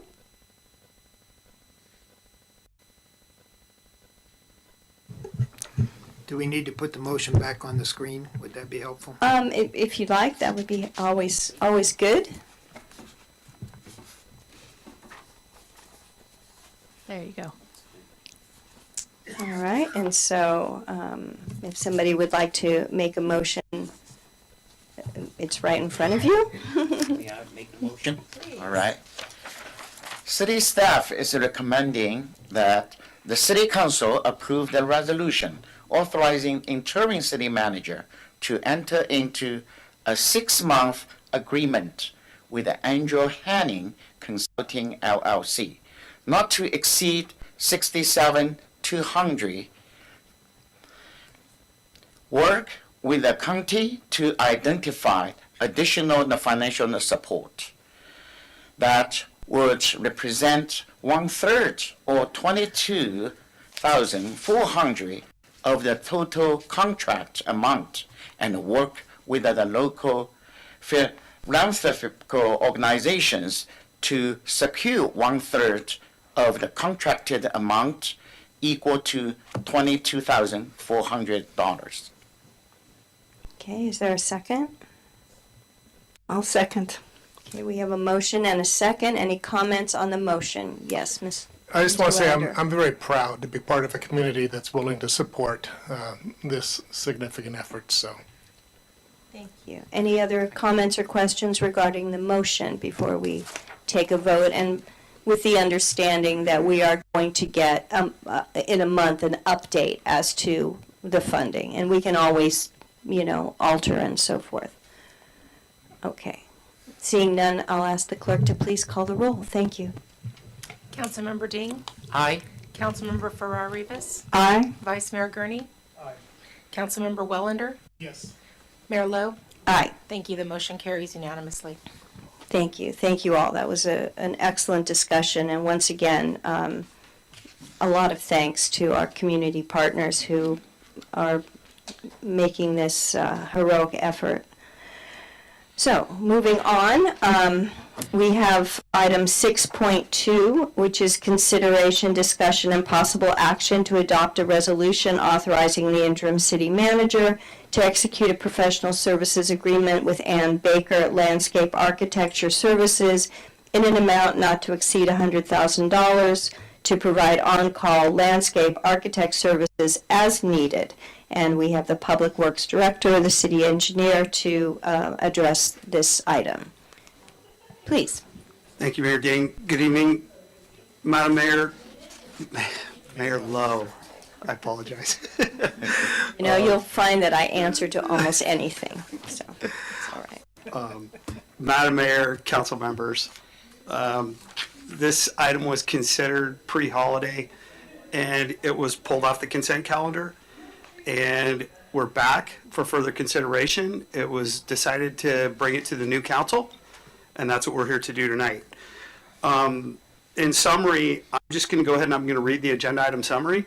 We have the winning proposal also as part of the agenda item as an attachment. I can go over that as soon as I'm done, and any parts of the request for proposals that council has questions on, we can address them at that time. So with that, I'll go ahead and read the summary of the agenda item. The City of Sonoma's urban parks are vital to maintain the quality of life in Sonoma. Parks contribute to the health of our citizens, the economic and environmental well-being of our community. Park work that exceeds the capacity of city staff is included in the FY 22-23 capital improvement CIP budget. During the park assessment of 2022, needs for the city's existing parks were identified. As part of the Public Works Capital Improvement Project CIP P7 to improve Pinelli Park, CIP Project P8 to improve Olson Park, and CIP Project P10 to create a conceptual design for a park at MacArthur and 5th Street West. That's on a parcel of land that the city currently owns. Public Works requested proposals for on-call landscape architect services to support the design and construction of these initial upcoming park projects, as well as supplement staff in additional maintenance and improvements to existing parks. On November 10th, 2022, staff requested proposals to provide on-call landscape architect services for up to $100,000 and received 8 proposals. Public Works reviewed all proposals and used a scoring system to evaluate the proposals. Based on the scoring system, Staff selected Ann Baker Landscape Architect Services, ABLA, to provide the needed on-call services.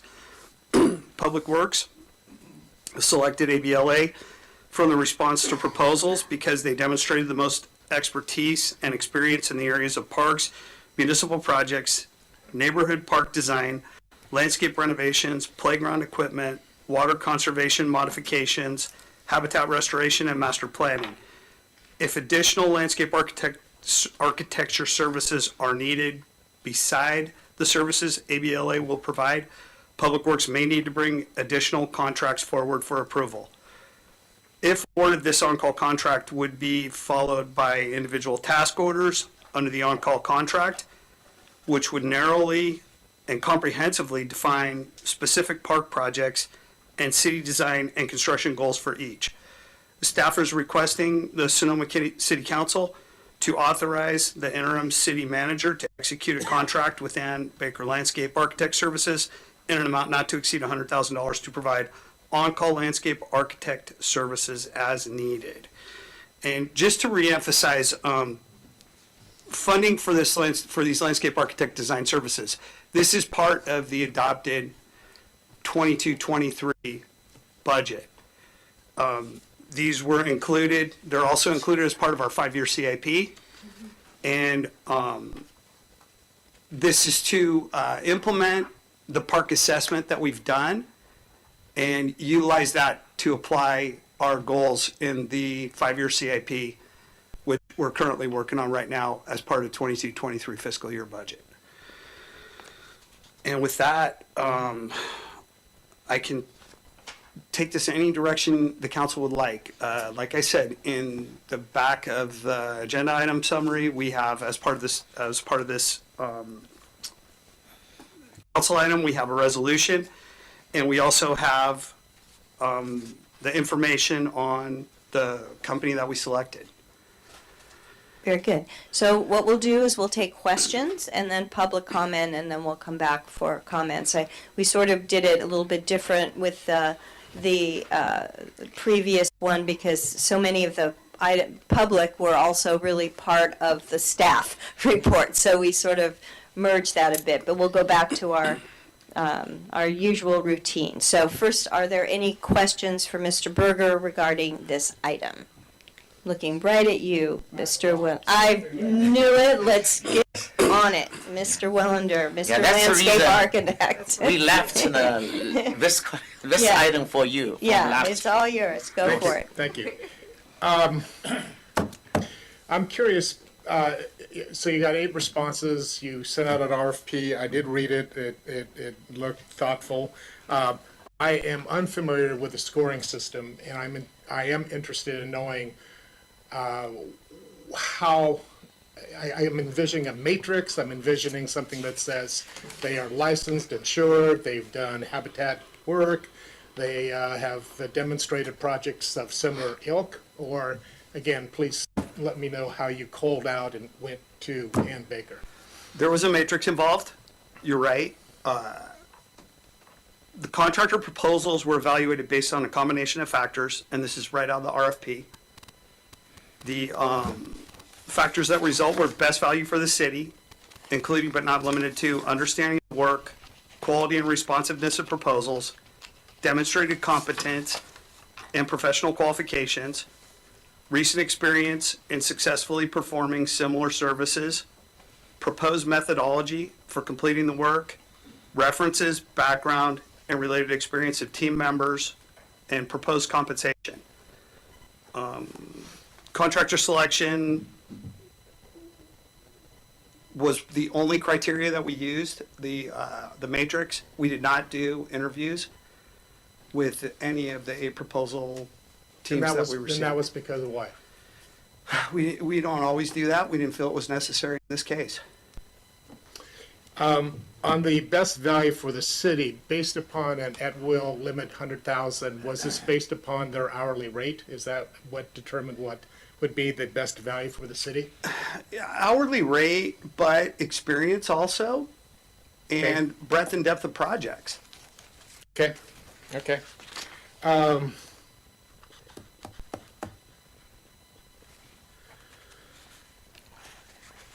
Those are my surprisingly few comments, questions. Thank you. Yeah, and Very good. one thing also, Councilman Wellender, this is a standard process that we followed. It's worked a lot in the past. It's worked for me at other agencies. Is it the absolute possible best process? It could probably be improved a little bit, but this is tried and true. It's been done quite a few times here at the City of Sonoma. I've done it numerous times in my career.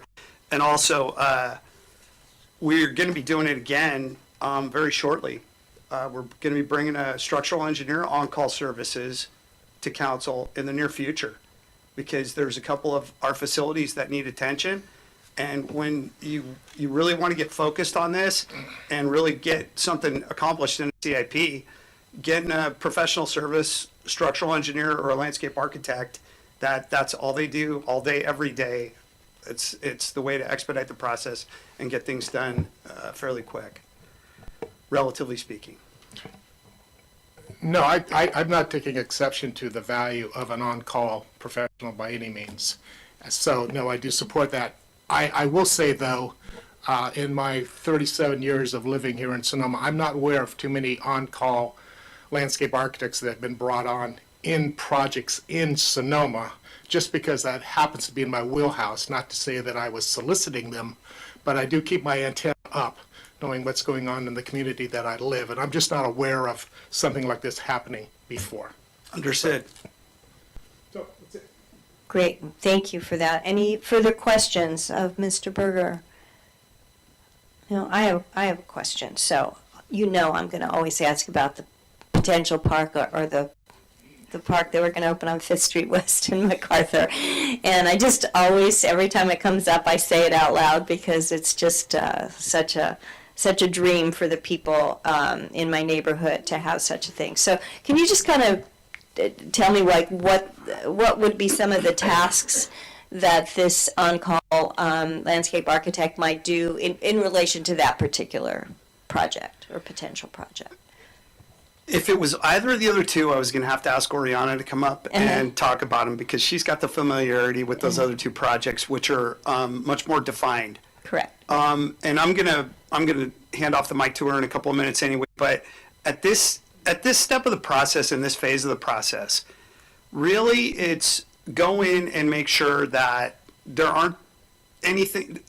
Do a preliminary look at the parcel. Make sure that there isn't anything that's going to scuttle our project. Yeah, and that could involve a field visit. It could involve doing a historical search of any operations that have occurred on the project, because the last thing you want to do is get into a 67% design and find out you have contaminated material on site. And, well, there was a dry cleaner there that nobody looked into. So look into it from that standpoint and make sure that moving forward, we're fairly confident that we have a project, and then throw out some concepts.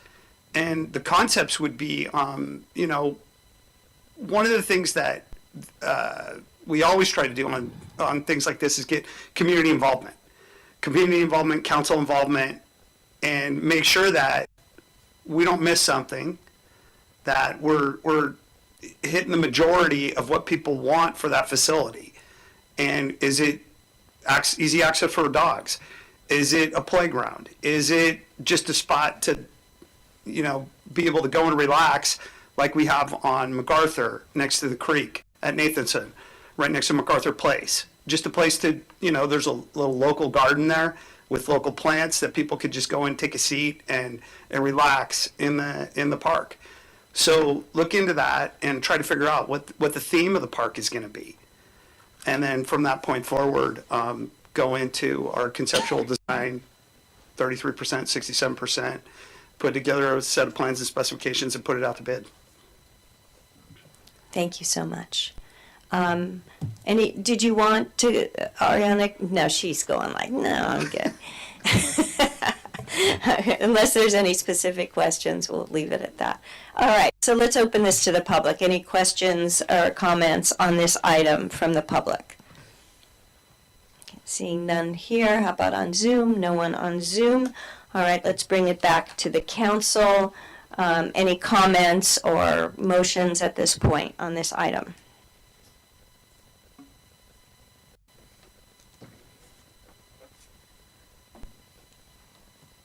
No?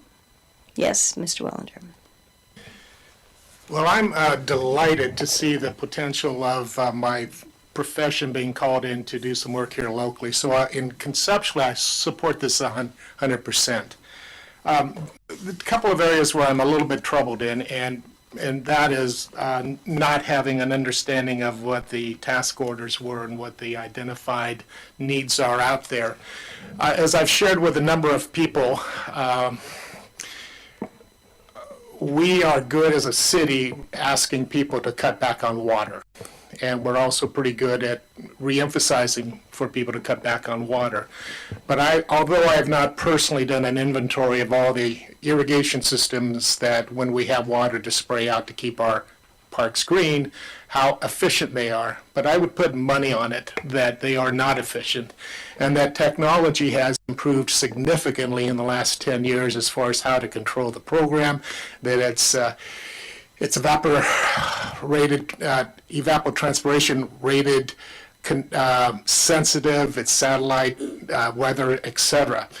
I think if we have $100,000 in CIP for the next year, I would much rather see it go into an evaluation of our existing parks irrigation system with the goal that we can demonstrate to our residents that we too are willing to cut back. And that is point number one. Point number two, I am not against updating and freshening up our parks. In looking at the park over there on France Street, as well as being familiar with Larson, I think that we could probably do some aesthetic cleanup and pruning, but the intent of having an open space with some play structure there, albeit may not be in the most recent catalog of current playground equipment, again, I want to just go back and reemphasize. I think we would gain much greater credibility with our residents if we too demonstrate that we recognize water is precious and we're willing to really get in there and evaluate and make improvements in that kind of investment. And my last comment is regarding the Fifth Street Park. I think that's strategically a great area for a park, and the fact that we own it just brings more economic sense to it. But I will say, until the Public Works Department can demonstrate to me that we can now adequately maintain the parks we have, I don't mind seeing a design, but I'm not going to be very supportive of implementing a park, adding to the maintenance burden of our limited staff, and then have it kind of migrate down to some less than great level of upkeep and maintenance. But again, I want to reemphasize, summarize, love the idea of bringing a landscape architect to our community. Love the idea of demonstrating to the city that demonstrating to our residents that we are serious about cutting back and being efficient with our water. Not overly excited about spending money on updated playground equipment or whatever. And fully support the idea of the park on 5th Street West and West MacArthur. But that is something after a point in which our relatively new Public Works Director can feel comfortable that we're at a point where either we can add staff or that we can reprioritize our efforts to keeping our parks up. Any other comments or, yes? Mr. Gurney, you're looking at me like you have something to say. Well, I just want to thank Mr. Wellender for conducting his goal setting tonight. So. All right, well, I'm glad you guys enjoyed that meeting. Back to this one. We have in front of us a recommendation from staff, and I'm looking for a recommendation or a motion or something. I guess the only comment I would have is and this is not an area I'm extremely knowledgeable in, but I certainly do appreciate the idea of dollars for infrastructure now versus later, because dollars tend to go up later than what we would be spending now. And if there is the need for, because I do think that it's important to keep all of our parks upgraded and so that they're still attractive for people to come and use, and especially for people that do have kids. A lot of people with kids do use those parks. I see them there all the time. I haven't inspected all of the facilities at the park, so I don't know how much they need and how much upgrading, but I also like the idea of thinking of parks, especially I do appreciate the idea of Fifth Street and MacArthur because of the climate issues and the need for, cooling areas where people can go as we move into potential times of extreme heat. And people do go to the parks then and sit in the shade. So I just, I just look at these dollars a little bit differently as dollars going in earlier sometimes are dollars saved. Thank you. Mr. Ding, did you have any comments?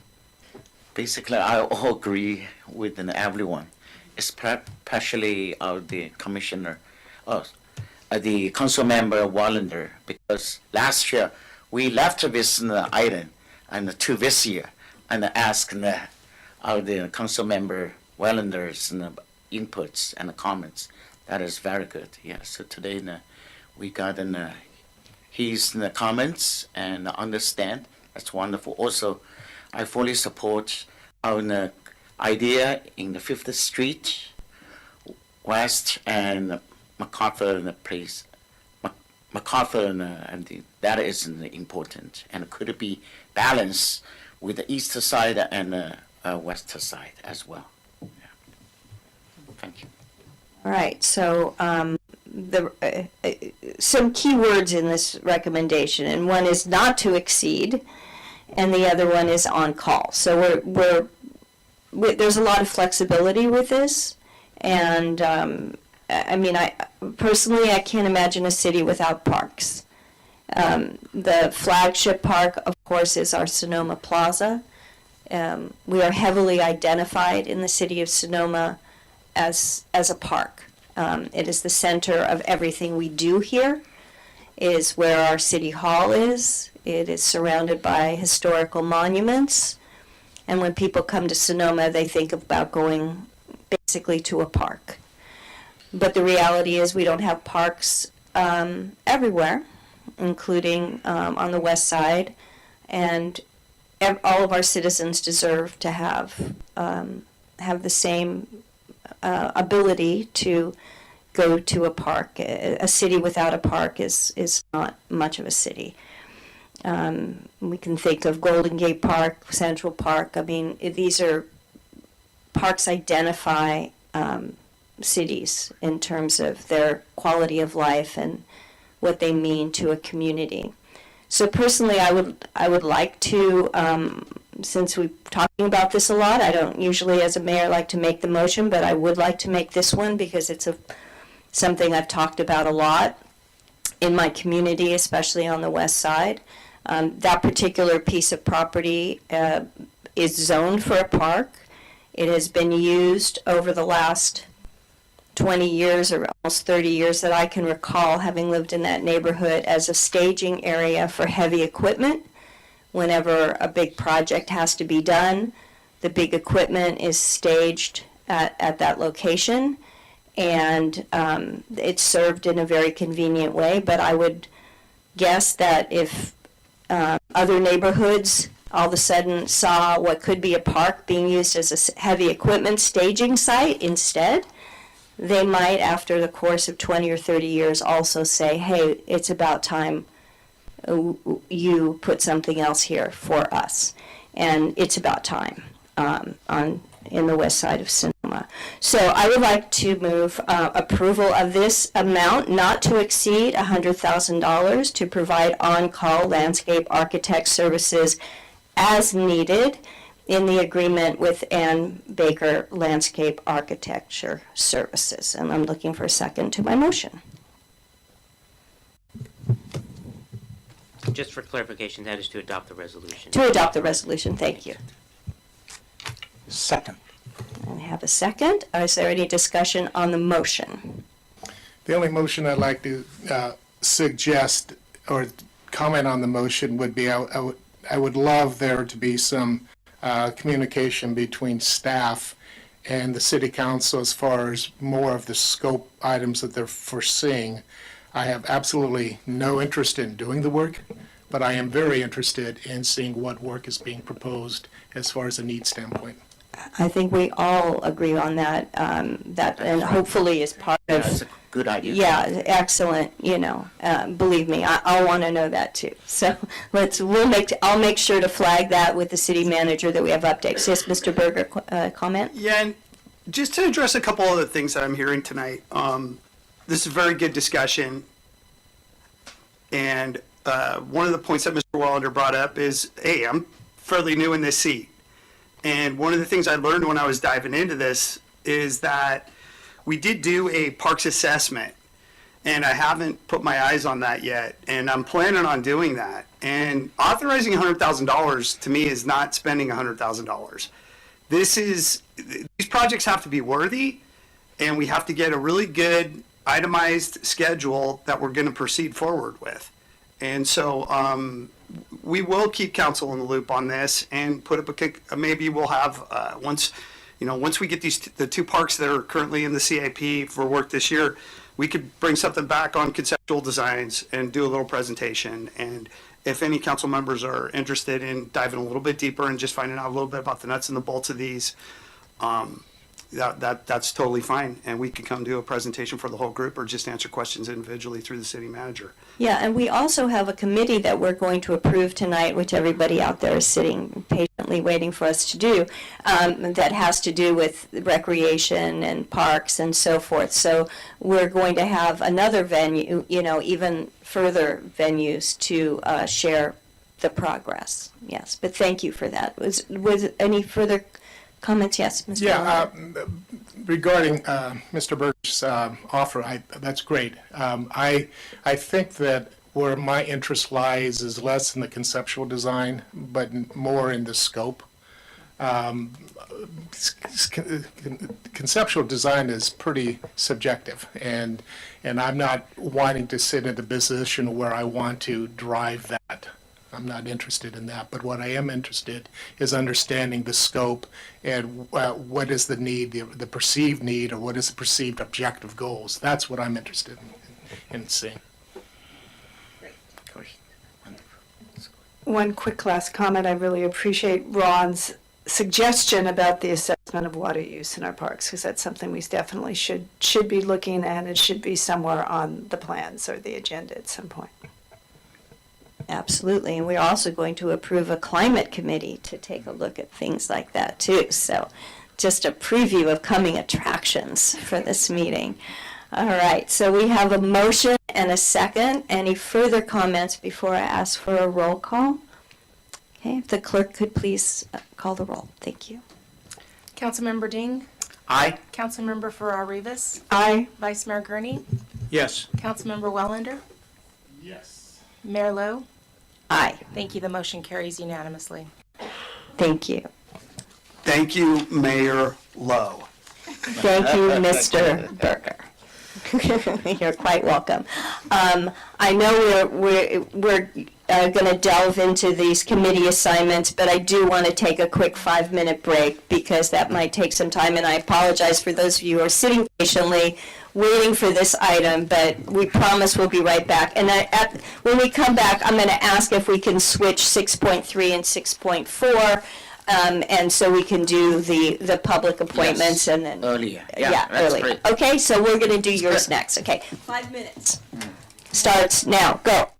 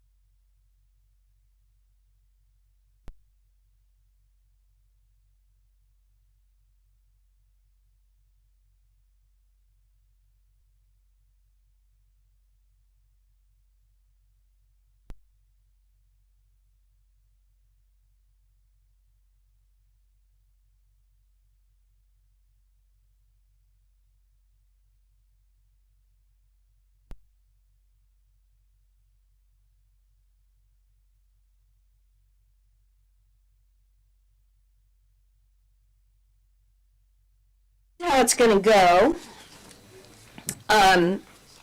Our policy asks for that we do a random drawing in terms of who gets to go first, who gets to pick first.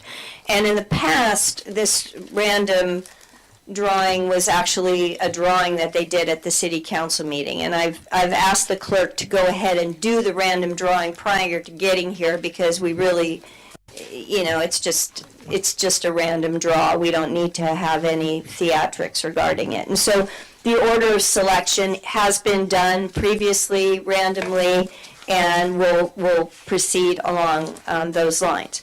We're going to do the direct appointments first, and then we will go and do the at-large and the alternate and youth appointments. And prior to starting all this, I just want to say how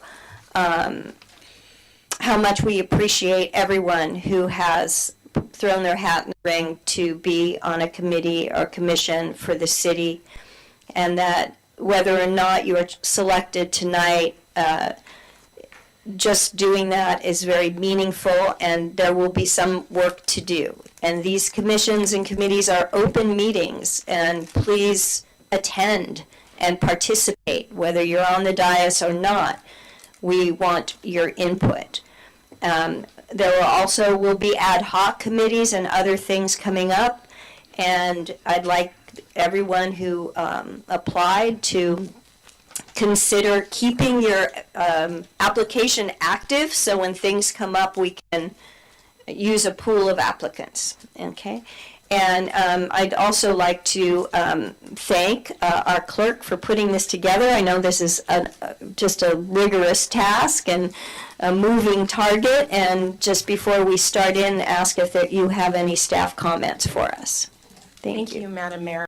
Yes, as you can see, the staff report was 228 pages long with the 63 applications that we received. So it was quite a going through each of them, checking them to make sure that the requirements are met, that they're in the valley, they're not in the valley, or that city residents. And I apologize, there was some confusion originally on the copies of how those were stamped. Just a couple of comments. We did advertise through the month of November and into January for some of our committees. We received 63 applications. Unfortunately, we did not receive any direct applications for the Traffic Safety Committee. However, there were, because we changed where members can express interest on other commissions and committees, we did have some that expressed interest in serving in the traffic safety. I did ask Monique to reach out to those individuals. Unfortunately, only one individual got back to us. We did open up, I'll be sending out a press release depending on council's direction with the traffic safety. Tomorrow, it's opened on the website for people to submit applications right now. Just a couple things about terms. The directly elected, they're directly appointed council member or commissioners. Their term coincides with the council member that appoints them. So for those individuals that were newly elected in 2022, their terms will begin the commissioners' terms will begin February 1st and end on January 31st of 2025. Is that right? 2026. Wait, now I've got to do the math. 2026, because your terms will end. And then the alternates and the at-large, they will be their 2-year terms, and those coincide with the elections. And those you'll revisit every 2 years. Those you'll go through the process. We'll ask each of you to name who you do, and then if there's a majority, that's who it is. And then if not, then you can go through the process again. The couple of other things, you will have on not all commissions will you have an at-large member. As far as that at-large, you still will have the one individual who's valley. That individual does not necessarily have to be what's considered an at-large, or it can be a direct appointee of the council. Public comment, in the past when we've done this, public comment has been taken at the beginning before on all of the commissions, and that's up to council if you want to do that or if you want to go through each one and have public comment individually. That is council's choice. And with that, Mayor Lowe, I don't have any other comments other Great. than if you want to get So started. as we go through this, if you see that, we've done something like appointed 2 people from outside the city limits and we only can have 1 or something like that, you'll let us know. And we'll keep track of that. I will ask for public comment now for all of the items. And we're not going to, because that's, otherwise I think it would be a little bit crazy. We have the public comment on appointments to the various commissions and committees. Anybody have a comment? Yes, please. Hello, council members. My name is Deb Emerson. I have applied for the Cultural and Fine Arts Commission. I've been serving for the last 5 years, and we've made some really great work and expanding how we select our student artists. We also have some really great ideas of some additional type of art projects that we'd like for the community. But I would be happy to serve again should I be appointed. I have no idea how many people have applied, and I can tell you though our committee is wonderful, including the alternates that we have, so I would be happy to serve in any capacity. Thank you. Thank you, and thank you for your service. Any other comments? Anybody on Zoom? No one on Zoom? Okay, I'm going to close public comment. And the first thing that we're going to do is the Planning Commission. And you were, because that's what shows up on the report. So if everybody could find their papers and for climate action, and the order of selection goes like this: Lowe, Wellender, Mr. Ding, you don't have a direct appointment because your person is already serving, so we'll skip you on the first round, Mr. Gurney, and then Ms. Farrar Rivas. And then after we finish that, we'll come back and make recommendations for the at-large and youth and alternate. Okay? So I get to go first. We'll see how this works. And my recommendation for the Planning Commission direct appointment is Amy Jenkins. Okay, Mr. Wellender? My direct appointment is Mr. Matt Wyrick. Thank you. Congratulations, Matt. And next we have Vice Mayor Gurney. My direct appointment will be William Willers. Mr. Willers. And Ms. Farrar Rivas. My direct appointment will be Donna Dombeck. Donna Dombeck. Very good. Okay, and just for those inquiring, the chair of the Planning Commission, Mr. Larry Barnett, is your appointment, is he not? Yes. And I was lucky to get a text message from him earlier this evening, as others did, that he's doing well, and we wish him the best. All right, so now we're on to round 2 of this. We're going to go in the same order, and now we are doing the I believe it's I'm looking at the thing at large. Thank you, former chairman. So we can each put someone forward for at large. If it turns out that only, if I say a name and you like that person, you can pass. We don't have to have 5 names, but everybody can nominate somebody at this point. So I would like to, since I'm starting off again, put forward the name of Steve Barbos. And then we go to Mr. Wellender. My at-large choice will be Sheila O'Neill. Okay, we have Mr. Barbos and Ms. O'Neill. And going forward, Mr. Ding, do you have anyone else, or would you like to? I would like to suggest Teresa Nugent. Okay, Ms. Nugent has been recommended. And Mr. Gurney? I would put up Adam Ross. Adam Ross and Ms. Ferrer-Rivas. I'm good with who we put up so far. Okay. I'm good with who we've put up so far. All right, so there are 2 at-large, is that correct? Yes. Correct. And we have 4 names that have been mentioned. We have Mr. Barbos, Ms. Nugent, Ms. O'Neill, and Mr. Ross. So we have to whittle that down to 2. And is there a suggestion, Madam Clerk, as to how we do that? Well, as a reminder, you still have to have one individual who is a Valley resident. And so, since you've only had one individual who was named That's as Miss a Valley O'Neill. resident, you could. Just a quick, I believe, if my memory serves me, that's an option. It's not a mandate that it has to be out of option. So in other words, I mean, Yes. it's great to have them, and Yeah. I'm not suggesting, but has it changed? Actually, it did change when you made the changes to the municipal code. It's now required for the planning commission. You have, yeah, well, it's just, I want to make sure that it's it does change. It's 6 members, 6 voting members, or 7 voting members, and 1 must be would be a city, or you know what?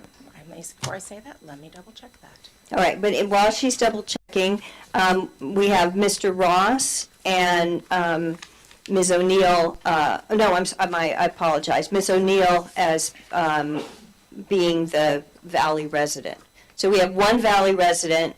Perhaps we can start there to see if we can It does say May. get a consensus on, is that correct? It does say May, my apologies. It says 1 May. It does say May. resident. Okay, so we'll take that back. So we have 4 people, one of whom is a Valley resident. And we have 4 names have come forward. Of those 4 names, we need 2 names to be the at-large. And please remember, we still have the alternate as well. So I see a couple hands. Let's start with Mr. Gurney and then Mr. Wellender. I am comfortable by withdrawing Adam Ross and going with what's on the board. Okay, so the Ross has been withdrawn, and Mr. Wellender, I was question? just going to say, as far as speaking to comment about our Ed Valley rep, I had the opportunity to work with her for the last 2-3 years, and I always found her perspectives to be thoughtful and did her homework. So I can just speak that from my experience, it was a very positive contribution. Okay, so we have, at least, I agree with that. I would also support Ms. O'Neill. I'm hearing 3 votes. From Ms. Ferrer-Rivas, who nominated her, Mr. Wellender, and I can, is there a consensus that we move Sheila O'Neill into one of the at-large spots? I'm seeing heads nod. Okay. So now we're down to the other at-large spot, and we have Ms. Nugent and Mr. Barbos, both whose names have come forward. Is there a consensus there, or suggestion for going forward? Remember, we do have the alternate as well. Ms. Ferrer-Rivas. I would just recommend to go with Steve Barbos. I also think that some of his legal experience is very helpful on the Planning Commission as well. So I would support him.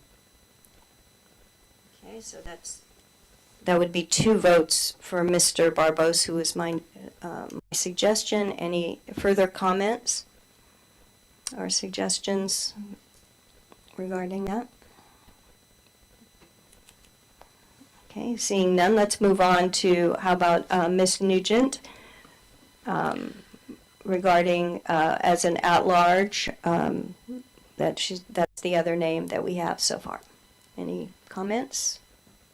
She is a new, may bring some new idea. Yeah, that is my concern. Also, she is in real estate market and also maybe help us for affordable housing or good idea, creative idea. That's my main point. Okay, Mr. Ding, we've got a sidebar going on here. Okay, okay. Are you clear now? You think so? All right. So what we're trying to do here is come up with two names, get consensus on two names going forward. We already have one, Sheila O'Neill. We need to have another one for at-large, and then we'll deal with the alternate. So right now we have two, so we'd like your input. Here again, I had the opportunity to work with Steve for the last couple of years, and somewhat like Ms. O'Neill, I felt that he really did bring thoughtful comment, and certainly from a legal standpoint, it was a plus. I will say the direction we're headed with two new appointments, I welcome that, because although I thought that the previous commission was excellent, I also believe that infusing incremental new blood is of value. And we've already done that to some degree. So I can speak to Steve Barbosa's contribution over the last few years. And Ms. Nugent, I've had the opportunity to meet with her and talk with her. She certainly has exhibited the interest and the energy level. So there's my 2 cents. Okay, so is there a suggestion that we go forward with, I'm hearing 3 comments for Mr. Barbos, and then we'll come back to perhaps the alternate position? Yes? Mr. Gurney, that sounds fine? Okay, so we'll move, the consensus is for Mr. Barbos to be our second at-large, and now we are at the point where we're looking at alternate. And I would like to suggest that we have Teresa Nugent be our alternate on the Planning Commission. And Mr. Wellender, is your turn? I second that. Okay. And support that. We have 2 for Ms. Nugent. Mr. Ding? Yes, I. Okay, three. Okay, Mr. Gurney, are you good with that? Yep. Okay, excellent. I think that's lovely. We've done a very good job of that. Thank you, and thank you to everyone who applied, for the new people, for the experienced people, and so forth. And now we have the final, which is the youth member, and we have only one applicant, Sofia de Torres, and that she submitted for the Pro Commission, but she expressed interest in the Planning Commission. We could appoint her, or we could, talk to her first. What is your pleasure? I mean, if she's interested, I think we should go with it. But I haven't got a chance to meet her or and ask any question. Okay. Anybody else? Yeah, I haven't had a chance to meet with her, and there wasn't a lot of information in her application. And I think that we had 4 youth come forward for the Climate Commission, and we're going to only choose one of them. I think it would be good to talk with the other members, whoever we don't choose for the Climate Commission, talk to all of them about some of these other positions to see if they would be willing to look at that, because there were some very, very good candidates on climate as well.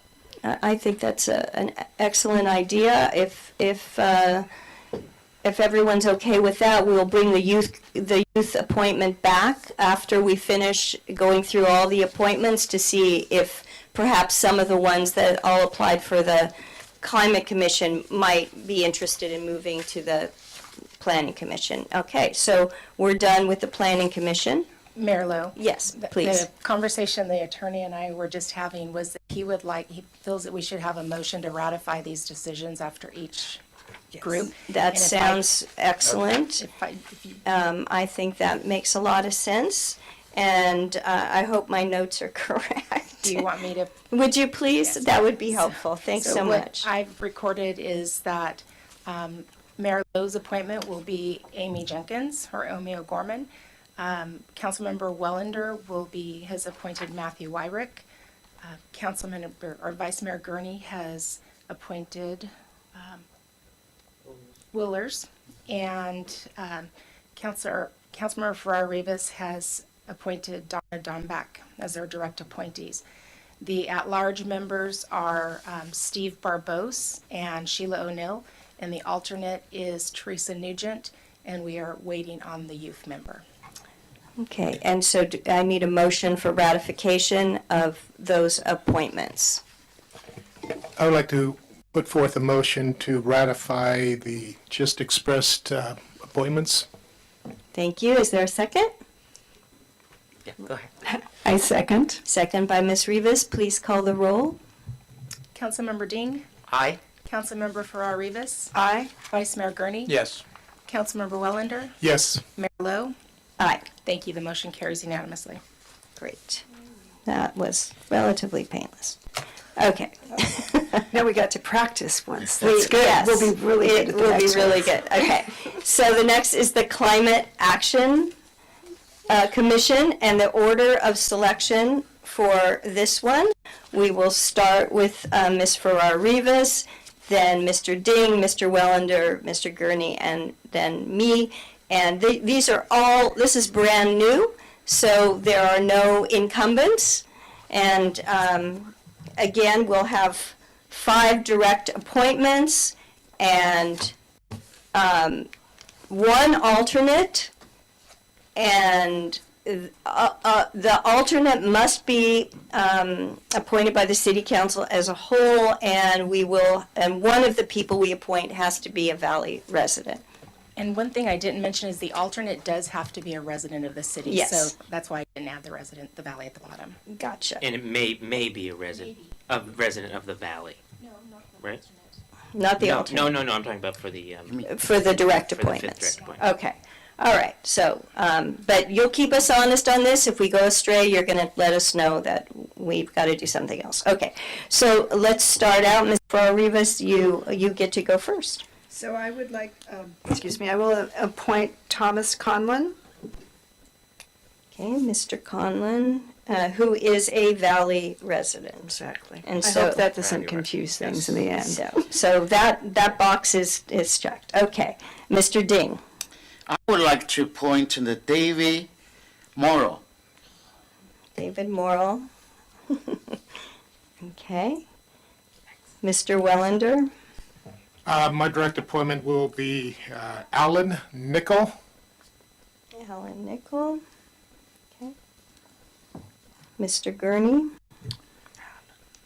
My direct appointment would be Thomas Conlon. I believe he's already been appointed. You're already appointed. Yeah.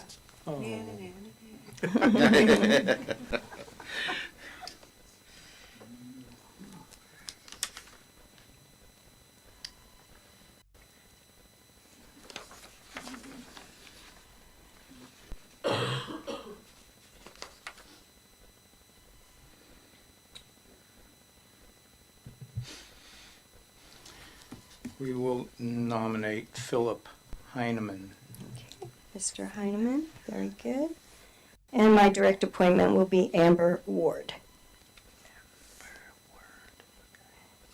Okay, so now we are looking at one alternate. And so we'll start this process by Ms. Ferrar Rivas making a suggestion. Then if there are other suggestions or perhaps consensus, we'll go from there. Ms. Ferrar Rivas, you're first. Hang on. One moment here. It's okay. There was how many? 500 and 835 pages or something? 218. So- 228. See? So it's okay.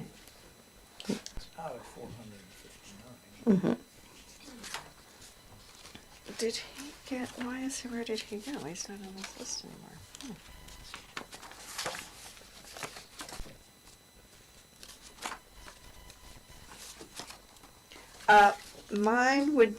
My appointment would be Leo McCloskey. Okay, Mr. McCloskey is nominated. Again, these are not direct appointments, so everybody can put in another name and then we can try to reach consensus as we did last time. Okay, Mr. Ding, do you have a suggestion? Yes, my suggestion goes to Matt Metzler. Okay. Mr. Wellender, do you have a suggestion, or do you concur with either of the previous two? I concur with Patricia. Okay, with Mr. McCloskey, we have two there. Okay, Mr. Gurney? And we are going to ultimately select one of these? Yes. I will concur with McCloskey. Okay, so we have, I will also, and so that we have a consensus for the at large. Is this at large or alternate? Alternate. Alternate. So this is the alternate. Okay, Mr. McCloskey. And then now we're on to the hard part, which is all of the youth members who all want to be on this committee. So we have 4 youth members, and we'll start with Ms. Farrar-Rivas if you have a recommendation first for a youth member, and we'll try to get to a consensus on that.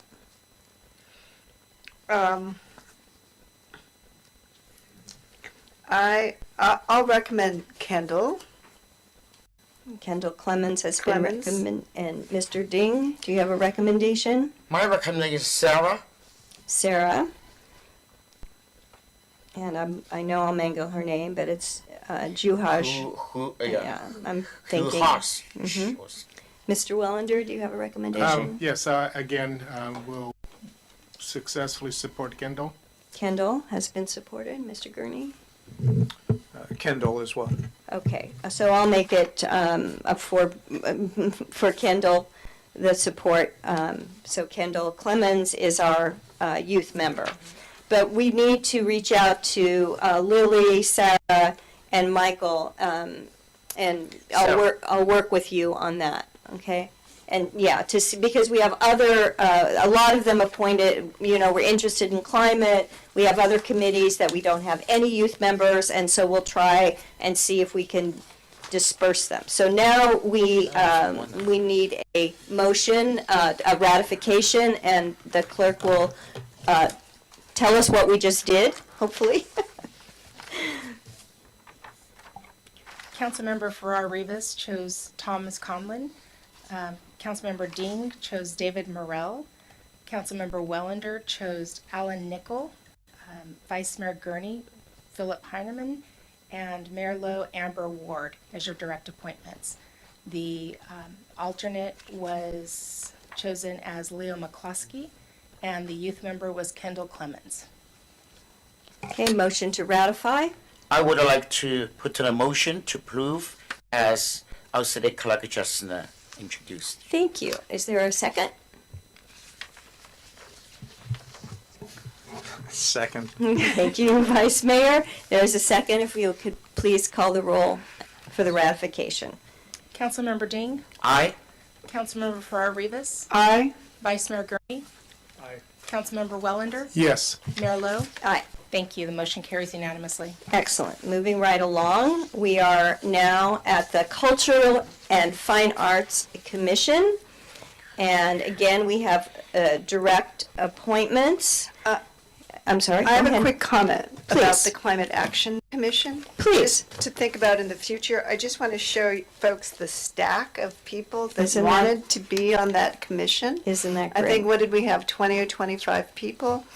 And it was, so one of the things I think we may want to think about in the future, because of the importance of this commission, is potentially to have a community advisory committee that could meet to put input into the commission on a regular basis. We don't need to take that up now, but I'd just like to recommend that because there's many, many, many qualified people wanting to participate in this. And I welcome you putting something together on that and bringing it forward, because I think the fact that there's so many people who wanted to be on it shows that there's high interest in our community to deal with the climate situation, and that's great. Thank you for pointing that out. That's great.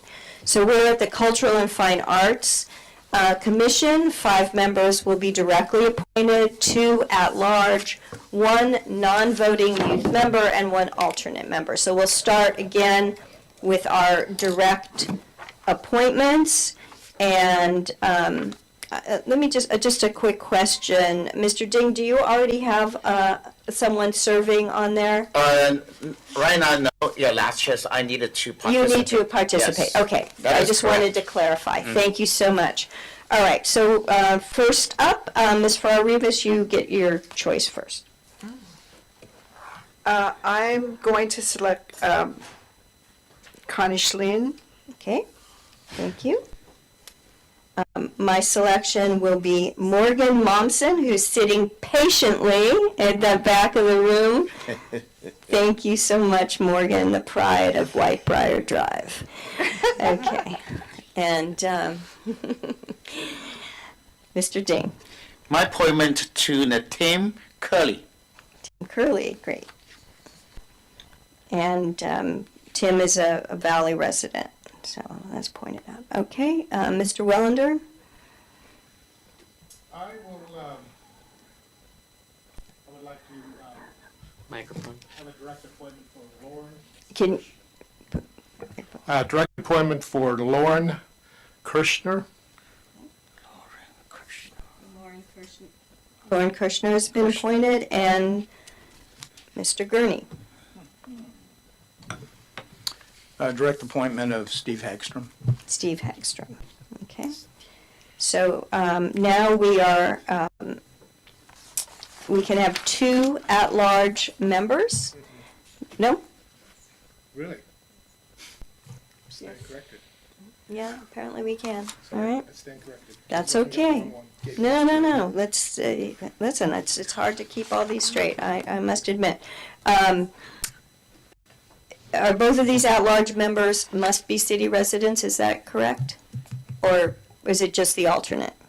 At this point, you've already chosen your 1 member that is a Valley resident. So Okay. the next 3 would have to be city residents. Will be city residents, okay? All right, so we're going back to Ms. Farrar-Rivas for a suggestion of at-large. I suggest Deb Emerson. Okay, and I concur with that one. And Mr. Ding, any other? I suggest Lauren Kushner. She's already been recommended. Okay. Also Connie. Connie's already been recommended. So we have Deb Emerson and... Deb Emerson. Actually, there's only 2 left, quite honestly.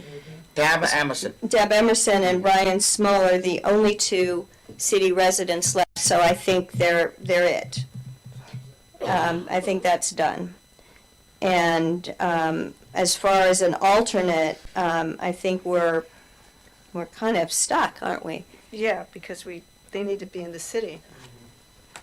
Can we have, so the at-large members, we can't have more than 1 outside the city limits on this committee, Madam Clerk? Correct. It's 7 members, voting members. 1 can be outside of the city limit. Okay. And the alternate has to be, is not included in the alternate. So why don't we suggest I would have Deb Emerson as the alternate versus at large? At this point, Doesn't that work? well, it could work, but the point is that there are only, right now, there are 6 people who are city residents for basically 7 spots for city Right. residents. Right. So what I think we have to do is all the direct appointments are done. We can take Ms. Emerson and Mr. Small as the at-large members. And we have to ask for further nominations for an alternate. And we'll go forward with that. And then we'll just have to, that's what we've got. Is that correct, Ms. Barr? So are you saying that we'll have to go back out for additional applications? Yeah, for the alternate. Yeah, that would be the way that would have to be, unless the only other way it could be is if Mayor Dean wanted to nominate us as a direct appointment. Oh, no, that still doesn't work. No, because there are only 6 people. Yeah, we're kind of stuck there. I don't think there's. A question for just Yeah. discussion. Can someone, in this particular case, and I know that it's currently on the statutes or the code, there doesn't seem to be a liability to having an out-of-valley person for an alternate. I mean, in one sense, we've solicited their candidacy, and we've gotten a moderate number of candidates, but to me, I think there is value to have an alternate because it's not unusual for there to be an absence. And I'm just saying, can't we just as a voting body here change it? Attorney? Mr. Rudiman? Yeah. It's in the ordinance, so it would require an amendment to our ordinance first, which requires All two right, readings. so let's do that, though. Let's try to bring back an amendment to the ordinance, because I think that, I concur that we need a little bit more flexibility here.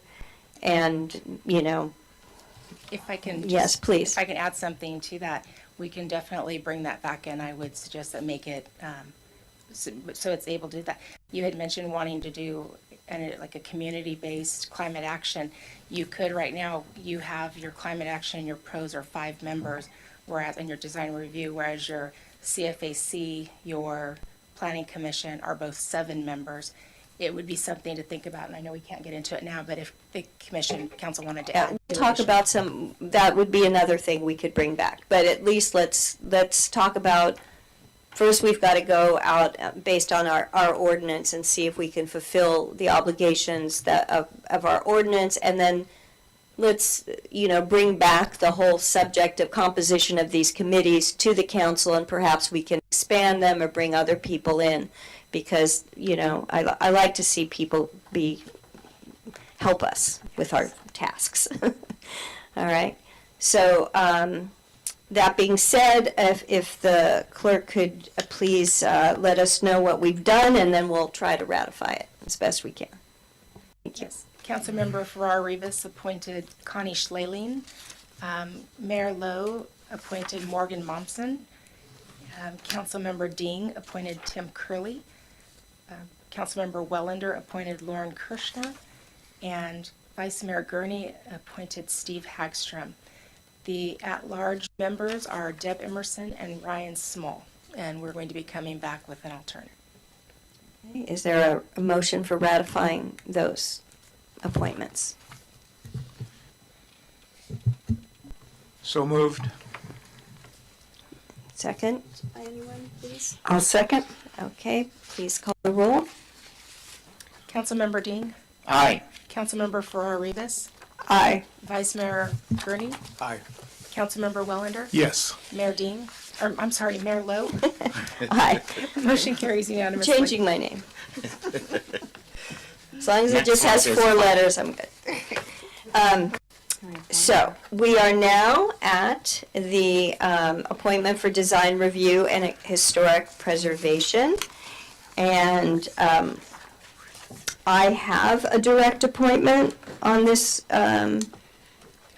commission, and so even though it looks like I don't need to do a direct appointment, so I should be shaded in on that. So we start with Mr. Wellender. My direct appointment will be Kara Herron. Okay. Oh, good. All right, Vice Mayor Gurney. My direct appointment would be Ahmad Joromi. Mr. Jerome. Ms. Farrar Rivas. packet. My direct appointment would be Tony Thompson. Good. And just for edification, my appointment is Vicki Harristy, who will serve until next year. Okay, so we have 5 direct appointments done. Now we need to have 1 alternate, I believe. Is that correct? Just 1 alternate? And we'll start with Mr. Wellender for a suggestion of who that person might be. And we do need we don't have any Valley residents so far, just to point out. My nomination for the alternate is Michaela Randolph. Okay. And Mr. Gurney, do you have a suggestion? I can support Michaela. Okay. Ms. Farrar Rivas, do you have a suggestion? Yes, Charles Gormany. Okay, Charles Cormany is also recommended. I'd like to recommend Richard Pollock. I think we need a Valley resident as well on this. Mayor Lowe, Yep. we're back to the alternate having to be a resident. Oh, we're back to the alternate. Thank you. Thank you so much. I take that all back. And I will concur with Mr. Cormany, with Ms. Farrar Rivas. And then Mr. Ding, do you have a? Charles Comedy, same. Okay, so we have 3 votes, if you will, for Mr. Cormany and 2 for Ms. Randolph. Do we want discussion? No, we're good with Mr. Cormany. Okay, as the alternate. Very good. All right. So if the clerk would just reiterate what we've attempted to do here. Yes, Councilmember Wellender appointed Kara Herron, Vice Mayor Gurney, Ahmad Jarrami, and Councilmember Farrar Rivas, Tony Thompson. The alternate is Charles Cormany. Very good. And actually, Vicki Harristy lives in the outside the city limits, so we do have someone representing, and that's my appointment, so I should have known that. Anyway, so could we please have a motion to ratify those? Before we Yes, go please. further, and here we should know any youth member applying. Maybe later Yes, we can do we'll- adjustment. Exactly. Thank you for pointing that out. Thank Yes. I would like to move to approve. Okay, motion to approve is made by Mr. Ding. I'll second. Second by Ms. Farrar Rivas. And if we could call the roll, please. Councilmember Ding, Aye. Councilmember Farrar Rivas, Aye. Vice Mayor Gurney, Yes. Councilmember Wellender. Yes. Mayor Lowe. Aye. Thank you. The motion carries unanimously. All right. All right, we're moving on to the Parks, Recreation, and Open Space Commission, also a new commission that got a lot of applications. And this is a new commission, so we'll all get an appointment, and the order will be Mr. Gurney, Ms. Lowe, Wellender, Farrar Rivas, and Mr. Ding. So, Mr. Gurney.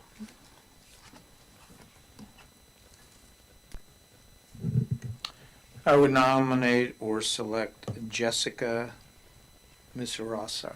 Okay.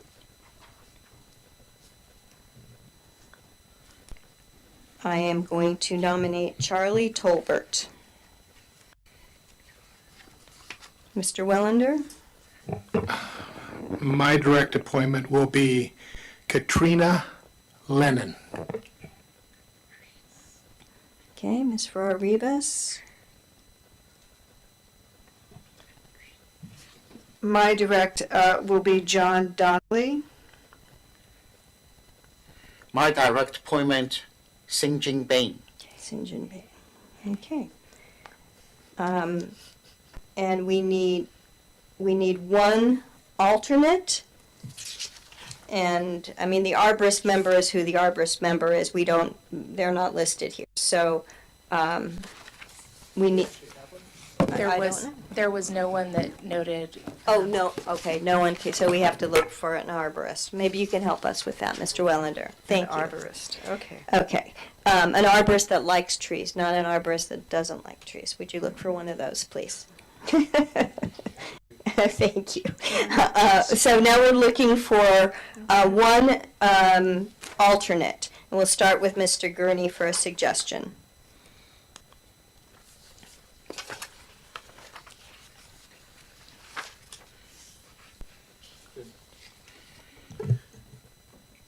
Oh, okay, I see it now. Brendan Tierney. Brendan. Brendan. Brendan Tierney. Brendan Tierney has been, recommended. I would like to suggest Matt Metzler. Mr. Wellender, do you have a suggestion?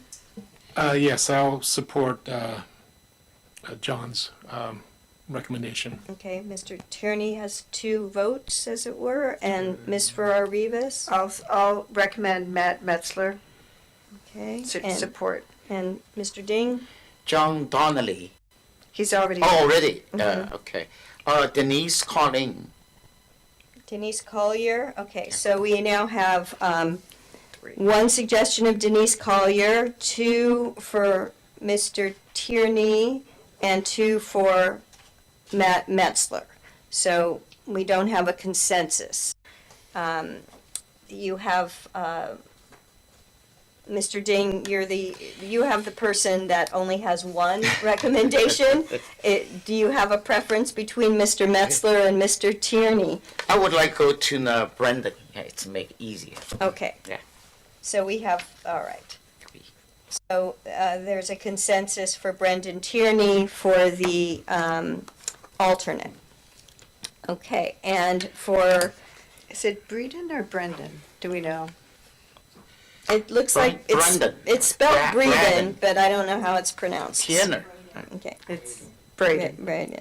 And then again, on the youth members, we have Sophia. Sophia and Jared. Sophia also applied for the Planning Commission. So I think we're going to bring the youth members back for just doing youth members after we talk to all of them and see if we can sort of sort out what their preference would be. So at this point, if the clerk could please reiterate our action, and then we'll go for ratification. Yes. Vice Mayor Gurney chose Jessica Misaraka. Mayor Lowe chose Charlie Tolbert. Councilmember Wellender chose Katrina Lennon. Councilmember Ferrar-Rivas chose John Donnelly. And Councilmember Dean chose Sinjin Bang as their direct appointments. And the alternate is Braden Tierney. And we're going to come back with the youth members. Okay, is there a motion to ratify those recommendations? I move to ratify those. I move to ratify those recommendations. Is there a second? I second. Okay, clerk will please call the roll. Councilmember Dean. Aye. Councilmember Ferrar-Rivas. Aye. Vice Mayor Gurney. Aye. Councilmember Wellender. Yes. Mayor Lowe. Aye. Thank you. The motion carries unanimously. Great. And we are going to bring back the Traffic Safety Committee because, again, I think what we need to do is reach out to the people who didn't get appointed to their first choice. Perhaps they'd like to be on the Traffic Safety Committee. We'll have a more robust group of people to choose from, and then also we'll bring back the youth members. But I want to thank everyone for their hard work on this, and I think it went relatively smoothly. As far as the Traffic Safety Committee, I mean, we hear so much about how terrible traffic and everything is. Okay, so all you people out there that are complaining, apply for this committee. We need you to be on it. All right, so at this point, we are at item 6.3. I've received the recommendation, your choices of what committee to be on, and I have taken them under careful consideration. I've tried to balance it out so everybody has approximately the same number of committees. And if I mess up and there's something that you would rather do or you want to swap with someone after I finish this, please do it, okay? Because this is great. Some of the things automatically I'm on and automatically the vice mayor is on, and so we can't, so I took that into consideration. So here we go. Pay attention because I'm going to say this once. All right, City Finance Committee, the representative will be the vice mayor, and the alternate will be Mr. Ding. So the Disaster Council, the Housing Corporation, and the Fire and Rescue Authority is already predetermined. I have always said in my entire life when people ask me what committee to be on, I say, don't ever be on a committee that has the word disaster in it. But here I am. So there you go. Now we're at the Tourism Improvement District Board. That will be the vice mayor, and the city manager is the alternate. The library will also be the vice mayor. We do not have an alternate on the library committee, so think about being an alternate there. For the Valley Groundwater Sustainability Agency, something that everybody seems to be very interested in, but I will say that Mr. Ding had been on that previously and he wants to continue, and I thank him for his service. And Mr. Wellender, if you would be the alternate to that, I'd appreciate it. Sonoma Clean Power, Ms. Farrar Rivas, and Mr. Ding, you could be the alternative to Sonoma Clean Power. For the Continuum of Care, again, Mr. Ding, with your good service on SOS, you know a lot about this, and Mr. Wellender, if you could serve us as alternate. The Sonoma County Mayor and Council members is already decided. Mayor and Council members, Legislative Committee, the same. So we move on to the Sonoma County Transportation Authority. I did serve on that last year, would like to continue to serve, and if Ms. Farrar Rivas, if you wouldn't mind being my alternate on that, I appreciate it. Zero Waste Sonoma, Mr. Ding, if you could take that, and Mr. Wellender, the alternate. The Sonoma Valley Citizens Advisory Committee is Ms. Farrar Rivas, and we need an alternate there. The Sanitation District is already a predetermined one. The Sonoma Valley Economic Vitality Partnership, Ms. Farrar Rivas, and again, we need an alternate. No one applied for that. The Water Advisory Committee, Mr. Wellender, please serve as our representative, and Mr. Ding as the alternate. I will be the ABAG representative, and Ms. Farrar Rivas is the alternate. The same with State Route 37, and Mr. Wellender will be the alternate. And the North Bay Watershed will be Mr. Wellender and Mr. Ding as the alternate. And I hope you got all that. The only one I actually need you to repeat is the representative for Zero Waste. I've got that Ron is, or Councilmember Wellender is. Zero Waste is. Me and Wellender. Yeah, yes, that's it. Mr. Ding and Mr. Wellender as the alternate. And I figured it all out. Everybody has either 8 or 7 appointments, and I think I have 9, and you know, I think you have 8 or something like that, but it's something like that. I will say that not all these committees meet all the time, and if there's I will put out a note to everyone asking for alternates in the spots that we didn't have anyone come forward. And once again, if anybody, you know, would like to swap, and just let me know. It's all good. And thank you for all volunteering. Yes. And I will ask that if you're going to swap, please do that as soon as possible, because You as have of to tomorrow, notify, I have to yeah. notify, and you'll be getting a Form 700 Right. request from all Right. of I should have said I want every committee that I don't have to do a Form 700 request. Sandra, Yes. excuse me. Yes, please. Did you need an alternate for number 15? is that the sanitation district? No, the Sonoma Valley Citizens Advisory. Yes, absolutely. I'll be happy. Oh, that would be great. That'd be Thank you so much. I served on that, The vitality or the advisory one? the advisory. I served on that last year as the alternate to Mr. Felder, but I went to the meetings anyway because they're really, it's so interesting because they approve all the projects that are just outside the city, and you learn so much. I mean, that's a great commission. Okay, any other ones before we ask for a ratification? Okay. All right. Madam Clerk, do you think you've got it all? I do. I just show that we're still needing but they're going to let you know, the alternate on the Sonoma Economic Vitality Partnership and the Library Advisory Commission. That's Are the two correct. that We don't have alternates for that as of yet. So, if anybody would like to put their name forward on that, So I'm already on vitality. Mhm. Ernie's already on there, but he has a lot of other ones. I Mm-hmm. was just gonna. I nominate John. I'll tell you what, I will be an alternate to the vice mayor on the library Okay. because I love libraries. It's great. And so I'm all, happy to do that. and the other I one. can do the library, if you want me to. You want I to was do the gonna library? suggest that. I'll Okay. do the library. Patricia's going to be the alternate 'Cause on you the have- library. you have I a have lot. I have too much. You're right. I'm too busy. Okay. Ms. Ferrer Rivas agreed to give me a break. Okay. We only need one more alternate, and we're looking for an alternate for the Sonoma Valley Economic Vitality Partnership, which is a monthly morning meeting, first or second Monday. It's a Chamber of Commerce thing. Who is, you are, they suppose the mayor should be I think representative, right? No? Oh, none on that one. No. Okay. Sandra? Yes. I'll do it. Oh, thank you so much, Ron. Okay, so Ron, thank you. Thank you, Think thank of it you. as entrepreneurship.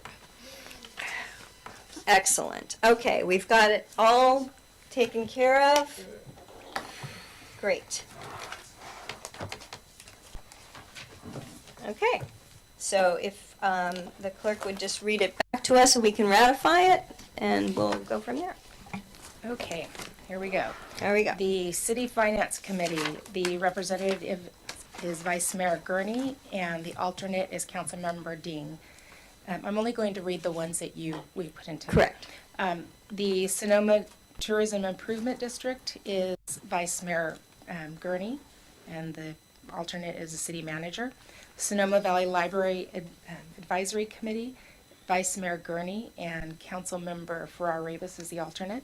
Sonoma Valley Groundwater Sustainability Agency, representative is Councilmember Ding, and the alternate is Councilmember Wellender. Sonoma Clean Power, Councilmember Farrar Rivas is the representative, and Councilmember Ding as the alternate. The Sonoma County Continuum of Care, Councilmember Ding as the rep, and Councilmember Wellender as the alternate. Sonoma County Mayors and Council Members Association Legislative Committee, it's Vice Mayor Lowe and Vice Mayor Gurney as the alternate. Sonoma County Transportation Authority and Regional Climate Protection Authority, Mayor Lowe is the representative, and Councilmember Farrar Rivas is the alternate. Zero Waste Sonoma, the representative is Councilmember Ding, and Councilmember Wellender is the alternate. Sonoma Valley Citizens Advisory Commission, Councilmember Farrar Rivas is the representative, and Councilmember Wellender is the alternate. Sonoma Valley Economic Vitality Partnership, Councilmember Farrar Rivas is the representative, and Councilmember Wellender is the alternate. Water Advisory Committee, Councilmember Wellender is the representative, and Councilmember Ding is the alternate. Association of Bay Area Governments, Mayor Lowe is the representative, and Councilmember Farrar Rivas is the alternate. State Route 37 Policy Committee, Mayor Lowe is the representative, and Councilmember Wellender is the alternate. North Bay Watershed Association, Councilmember Wellender is the representative, and Councilmember Ding is the alternate. Motion to ratify?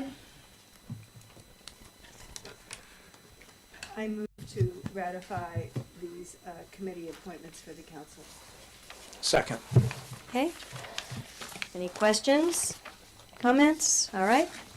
Please call the roll. Councilmember Ding. Aye. Councilmember Farrar Rivas. Aye. Vice Mayor Gurney. Aye.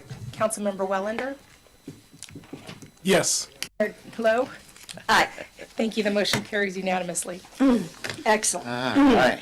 Wow, that was a lot of work and it does? I don't think so. They signal assent.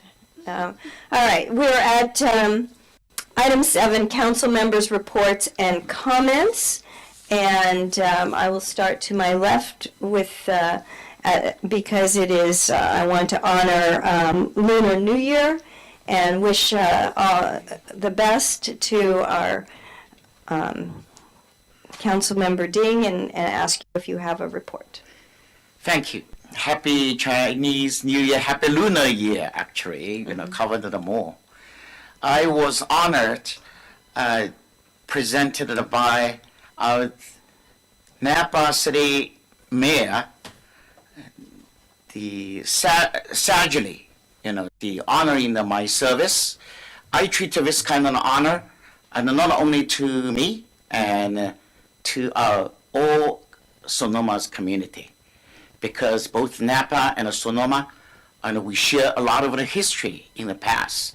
We did a lot of the successful achievements, so that I would like to enhance relationship between us. So that basically this honor is for the city of the Sonoma, also including those Chinese laborers who were working here and lived here, some of them died here, but they were not forgotten. That this piece of history never highlighted. So it's a huge honor. Because that day, the author, John McCormick, published a book. That is the Chinese in Napa Valley. That is attracted a lot of the medians. Basically, these Chinese laborers, the history originally from the Sonoma.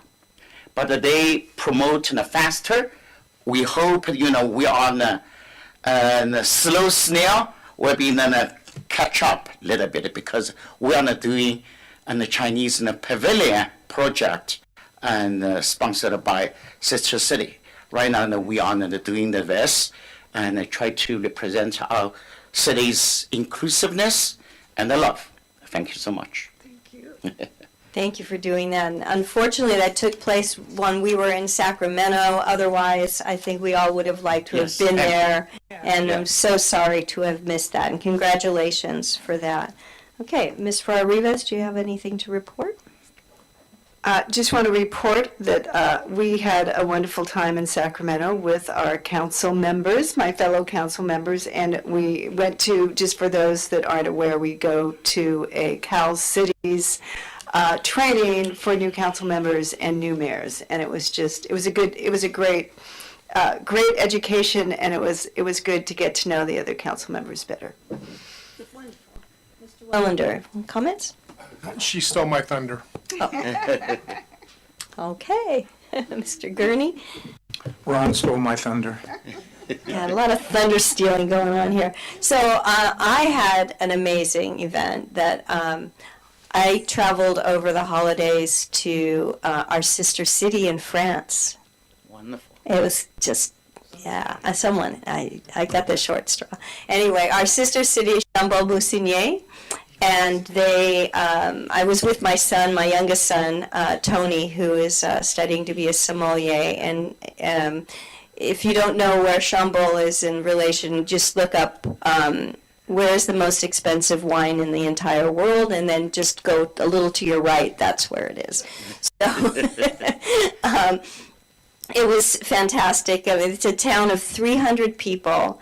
And we had a wonderful tour of a winery there that's doing all biodynamic and the equivalent of a LEED certified building, and went through, they drilled down into the rock to have their, to make their winery and their bottling and everything, and that was fantastic.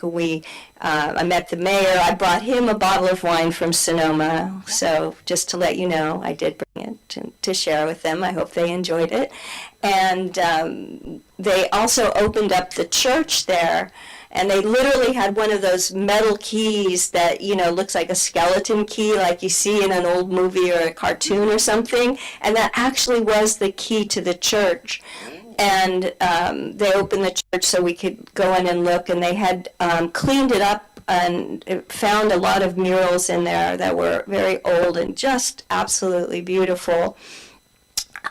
We just missed their St. Vincent's Festival, which is the 22nd of January, but next year they are hosting the St. Vincent's Festival along with their neighboring village, because 300 people, it's not enough to put on this festival. So, but they would like everyone to come to the festival next year. So I'm going to see if we can get a contingency.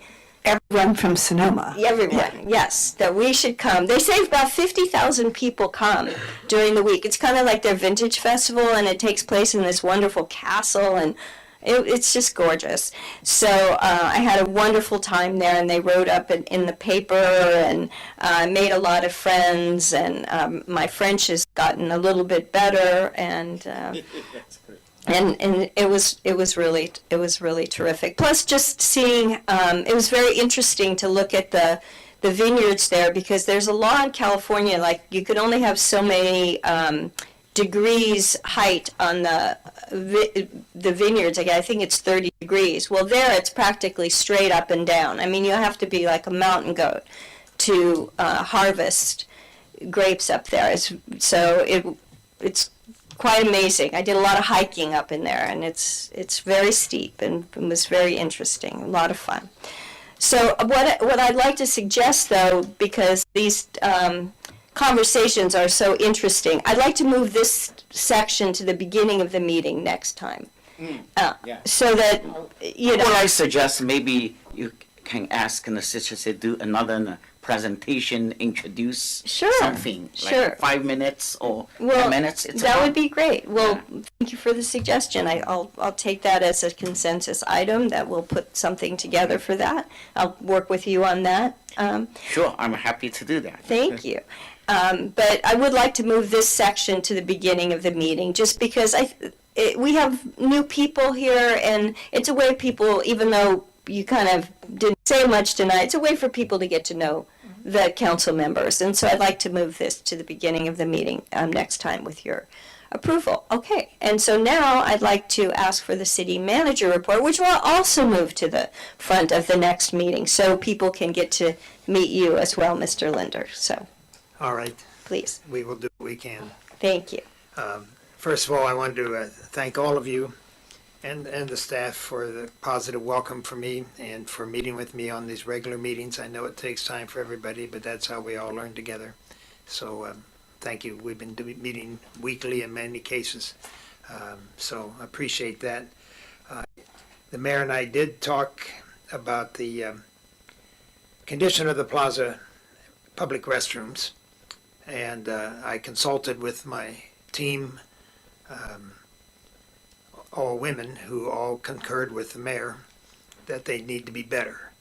So I met with the Public Works Director, and the most immediate thing we're going to do is have the deep clean every month instead of every now and again.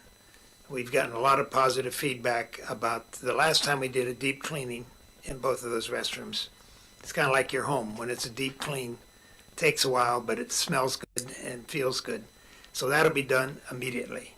And then within the next 30 days, the rest of our plans are coming together to see other things we can do and things that we might be able to work into the CIP. But I wanted to get that done now. And we'll look at that February 15th, March 1, one of those meetings with, or an information memo. We don't want to waste time on it. Mike has already gotten together with his key players who work on this, including Chris, our operations person, and others. So there is going to be, we want it to be good for the public who comes there. And public restrooms are tough. But I think with this, we'll at least they'll be very clean, and I'll keep checking the men's side.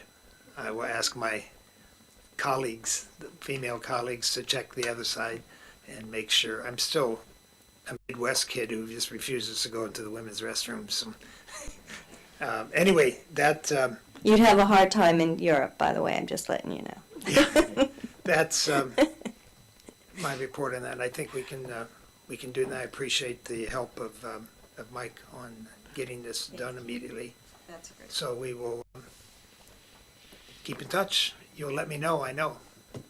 Absolutely All right. will, That's because all I my have for Facebook page today. will let me know, because people send me Yeah, lots of no, I messages. appreciate the mayor for bringing it to my attention. And I'm happy to And make the sure to unanimous hear. vote from the women on my floor to work Yeah. on it.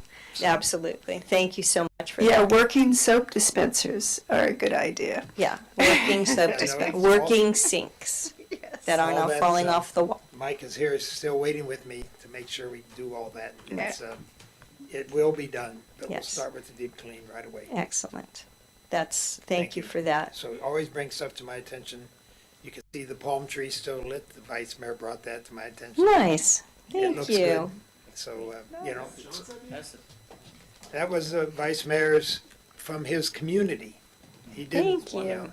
I love it. In both cases, it's from other people. It's not just you. Yeah. And it doesn't require 3 votes to leave some No. lights on and clean a bathroom. I just love that. Yeah, You so, know, amazing. We can get things just done. Yeah. You know, I love it. So That's the best. come at it. Just make sure you have some people who've been telling you to do this. Yeah. So we can look at it. We'll try to make things happen. That's So thank you very awesome. much for your time and energy and commitment to the city. Thank you, and welcome. I think it's been a wonderful, Well, you were in couple France weeks. that whole month. No wonder you're feeling good. I feel great. You know, I'm ready to go. I'm already arranging the trip for next January. know. Come on. And with your son out there managing all the tastings. Yeah, Yeah. All right. Thank you. yeah, it was tough, but we got through it somehow. And it's a pleasure to have you here, Mark. Yes, absolutely. Also, I want Such a to pleasure. say that thank you, Mark. Yeah. And also all on the team. Thank you. Yeah, great. And City Attorney, any comments? No, I have no report. No report. All right. I believe that item 10, commission and committee roster, was taken care of We did that. in the previous. And so without objection, this meeting is adjourned. Thank you.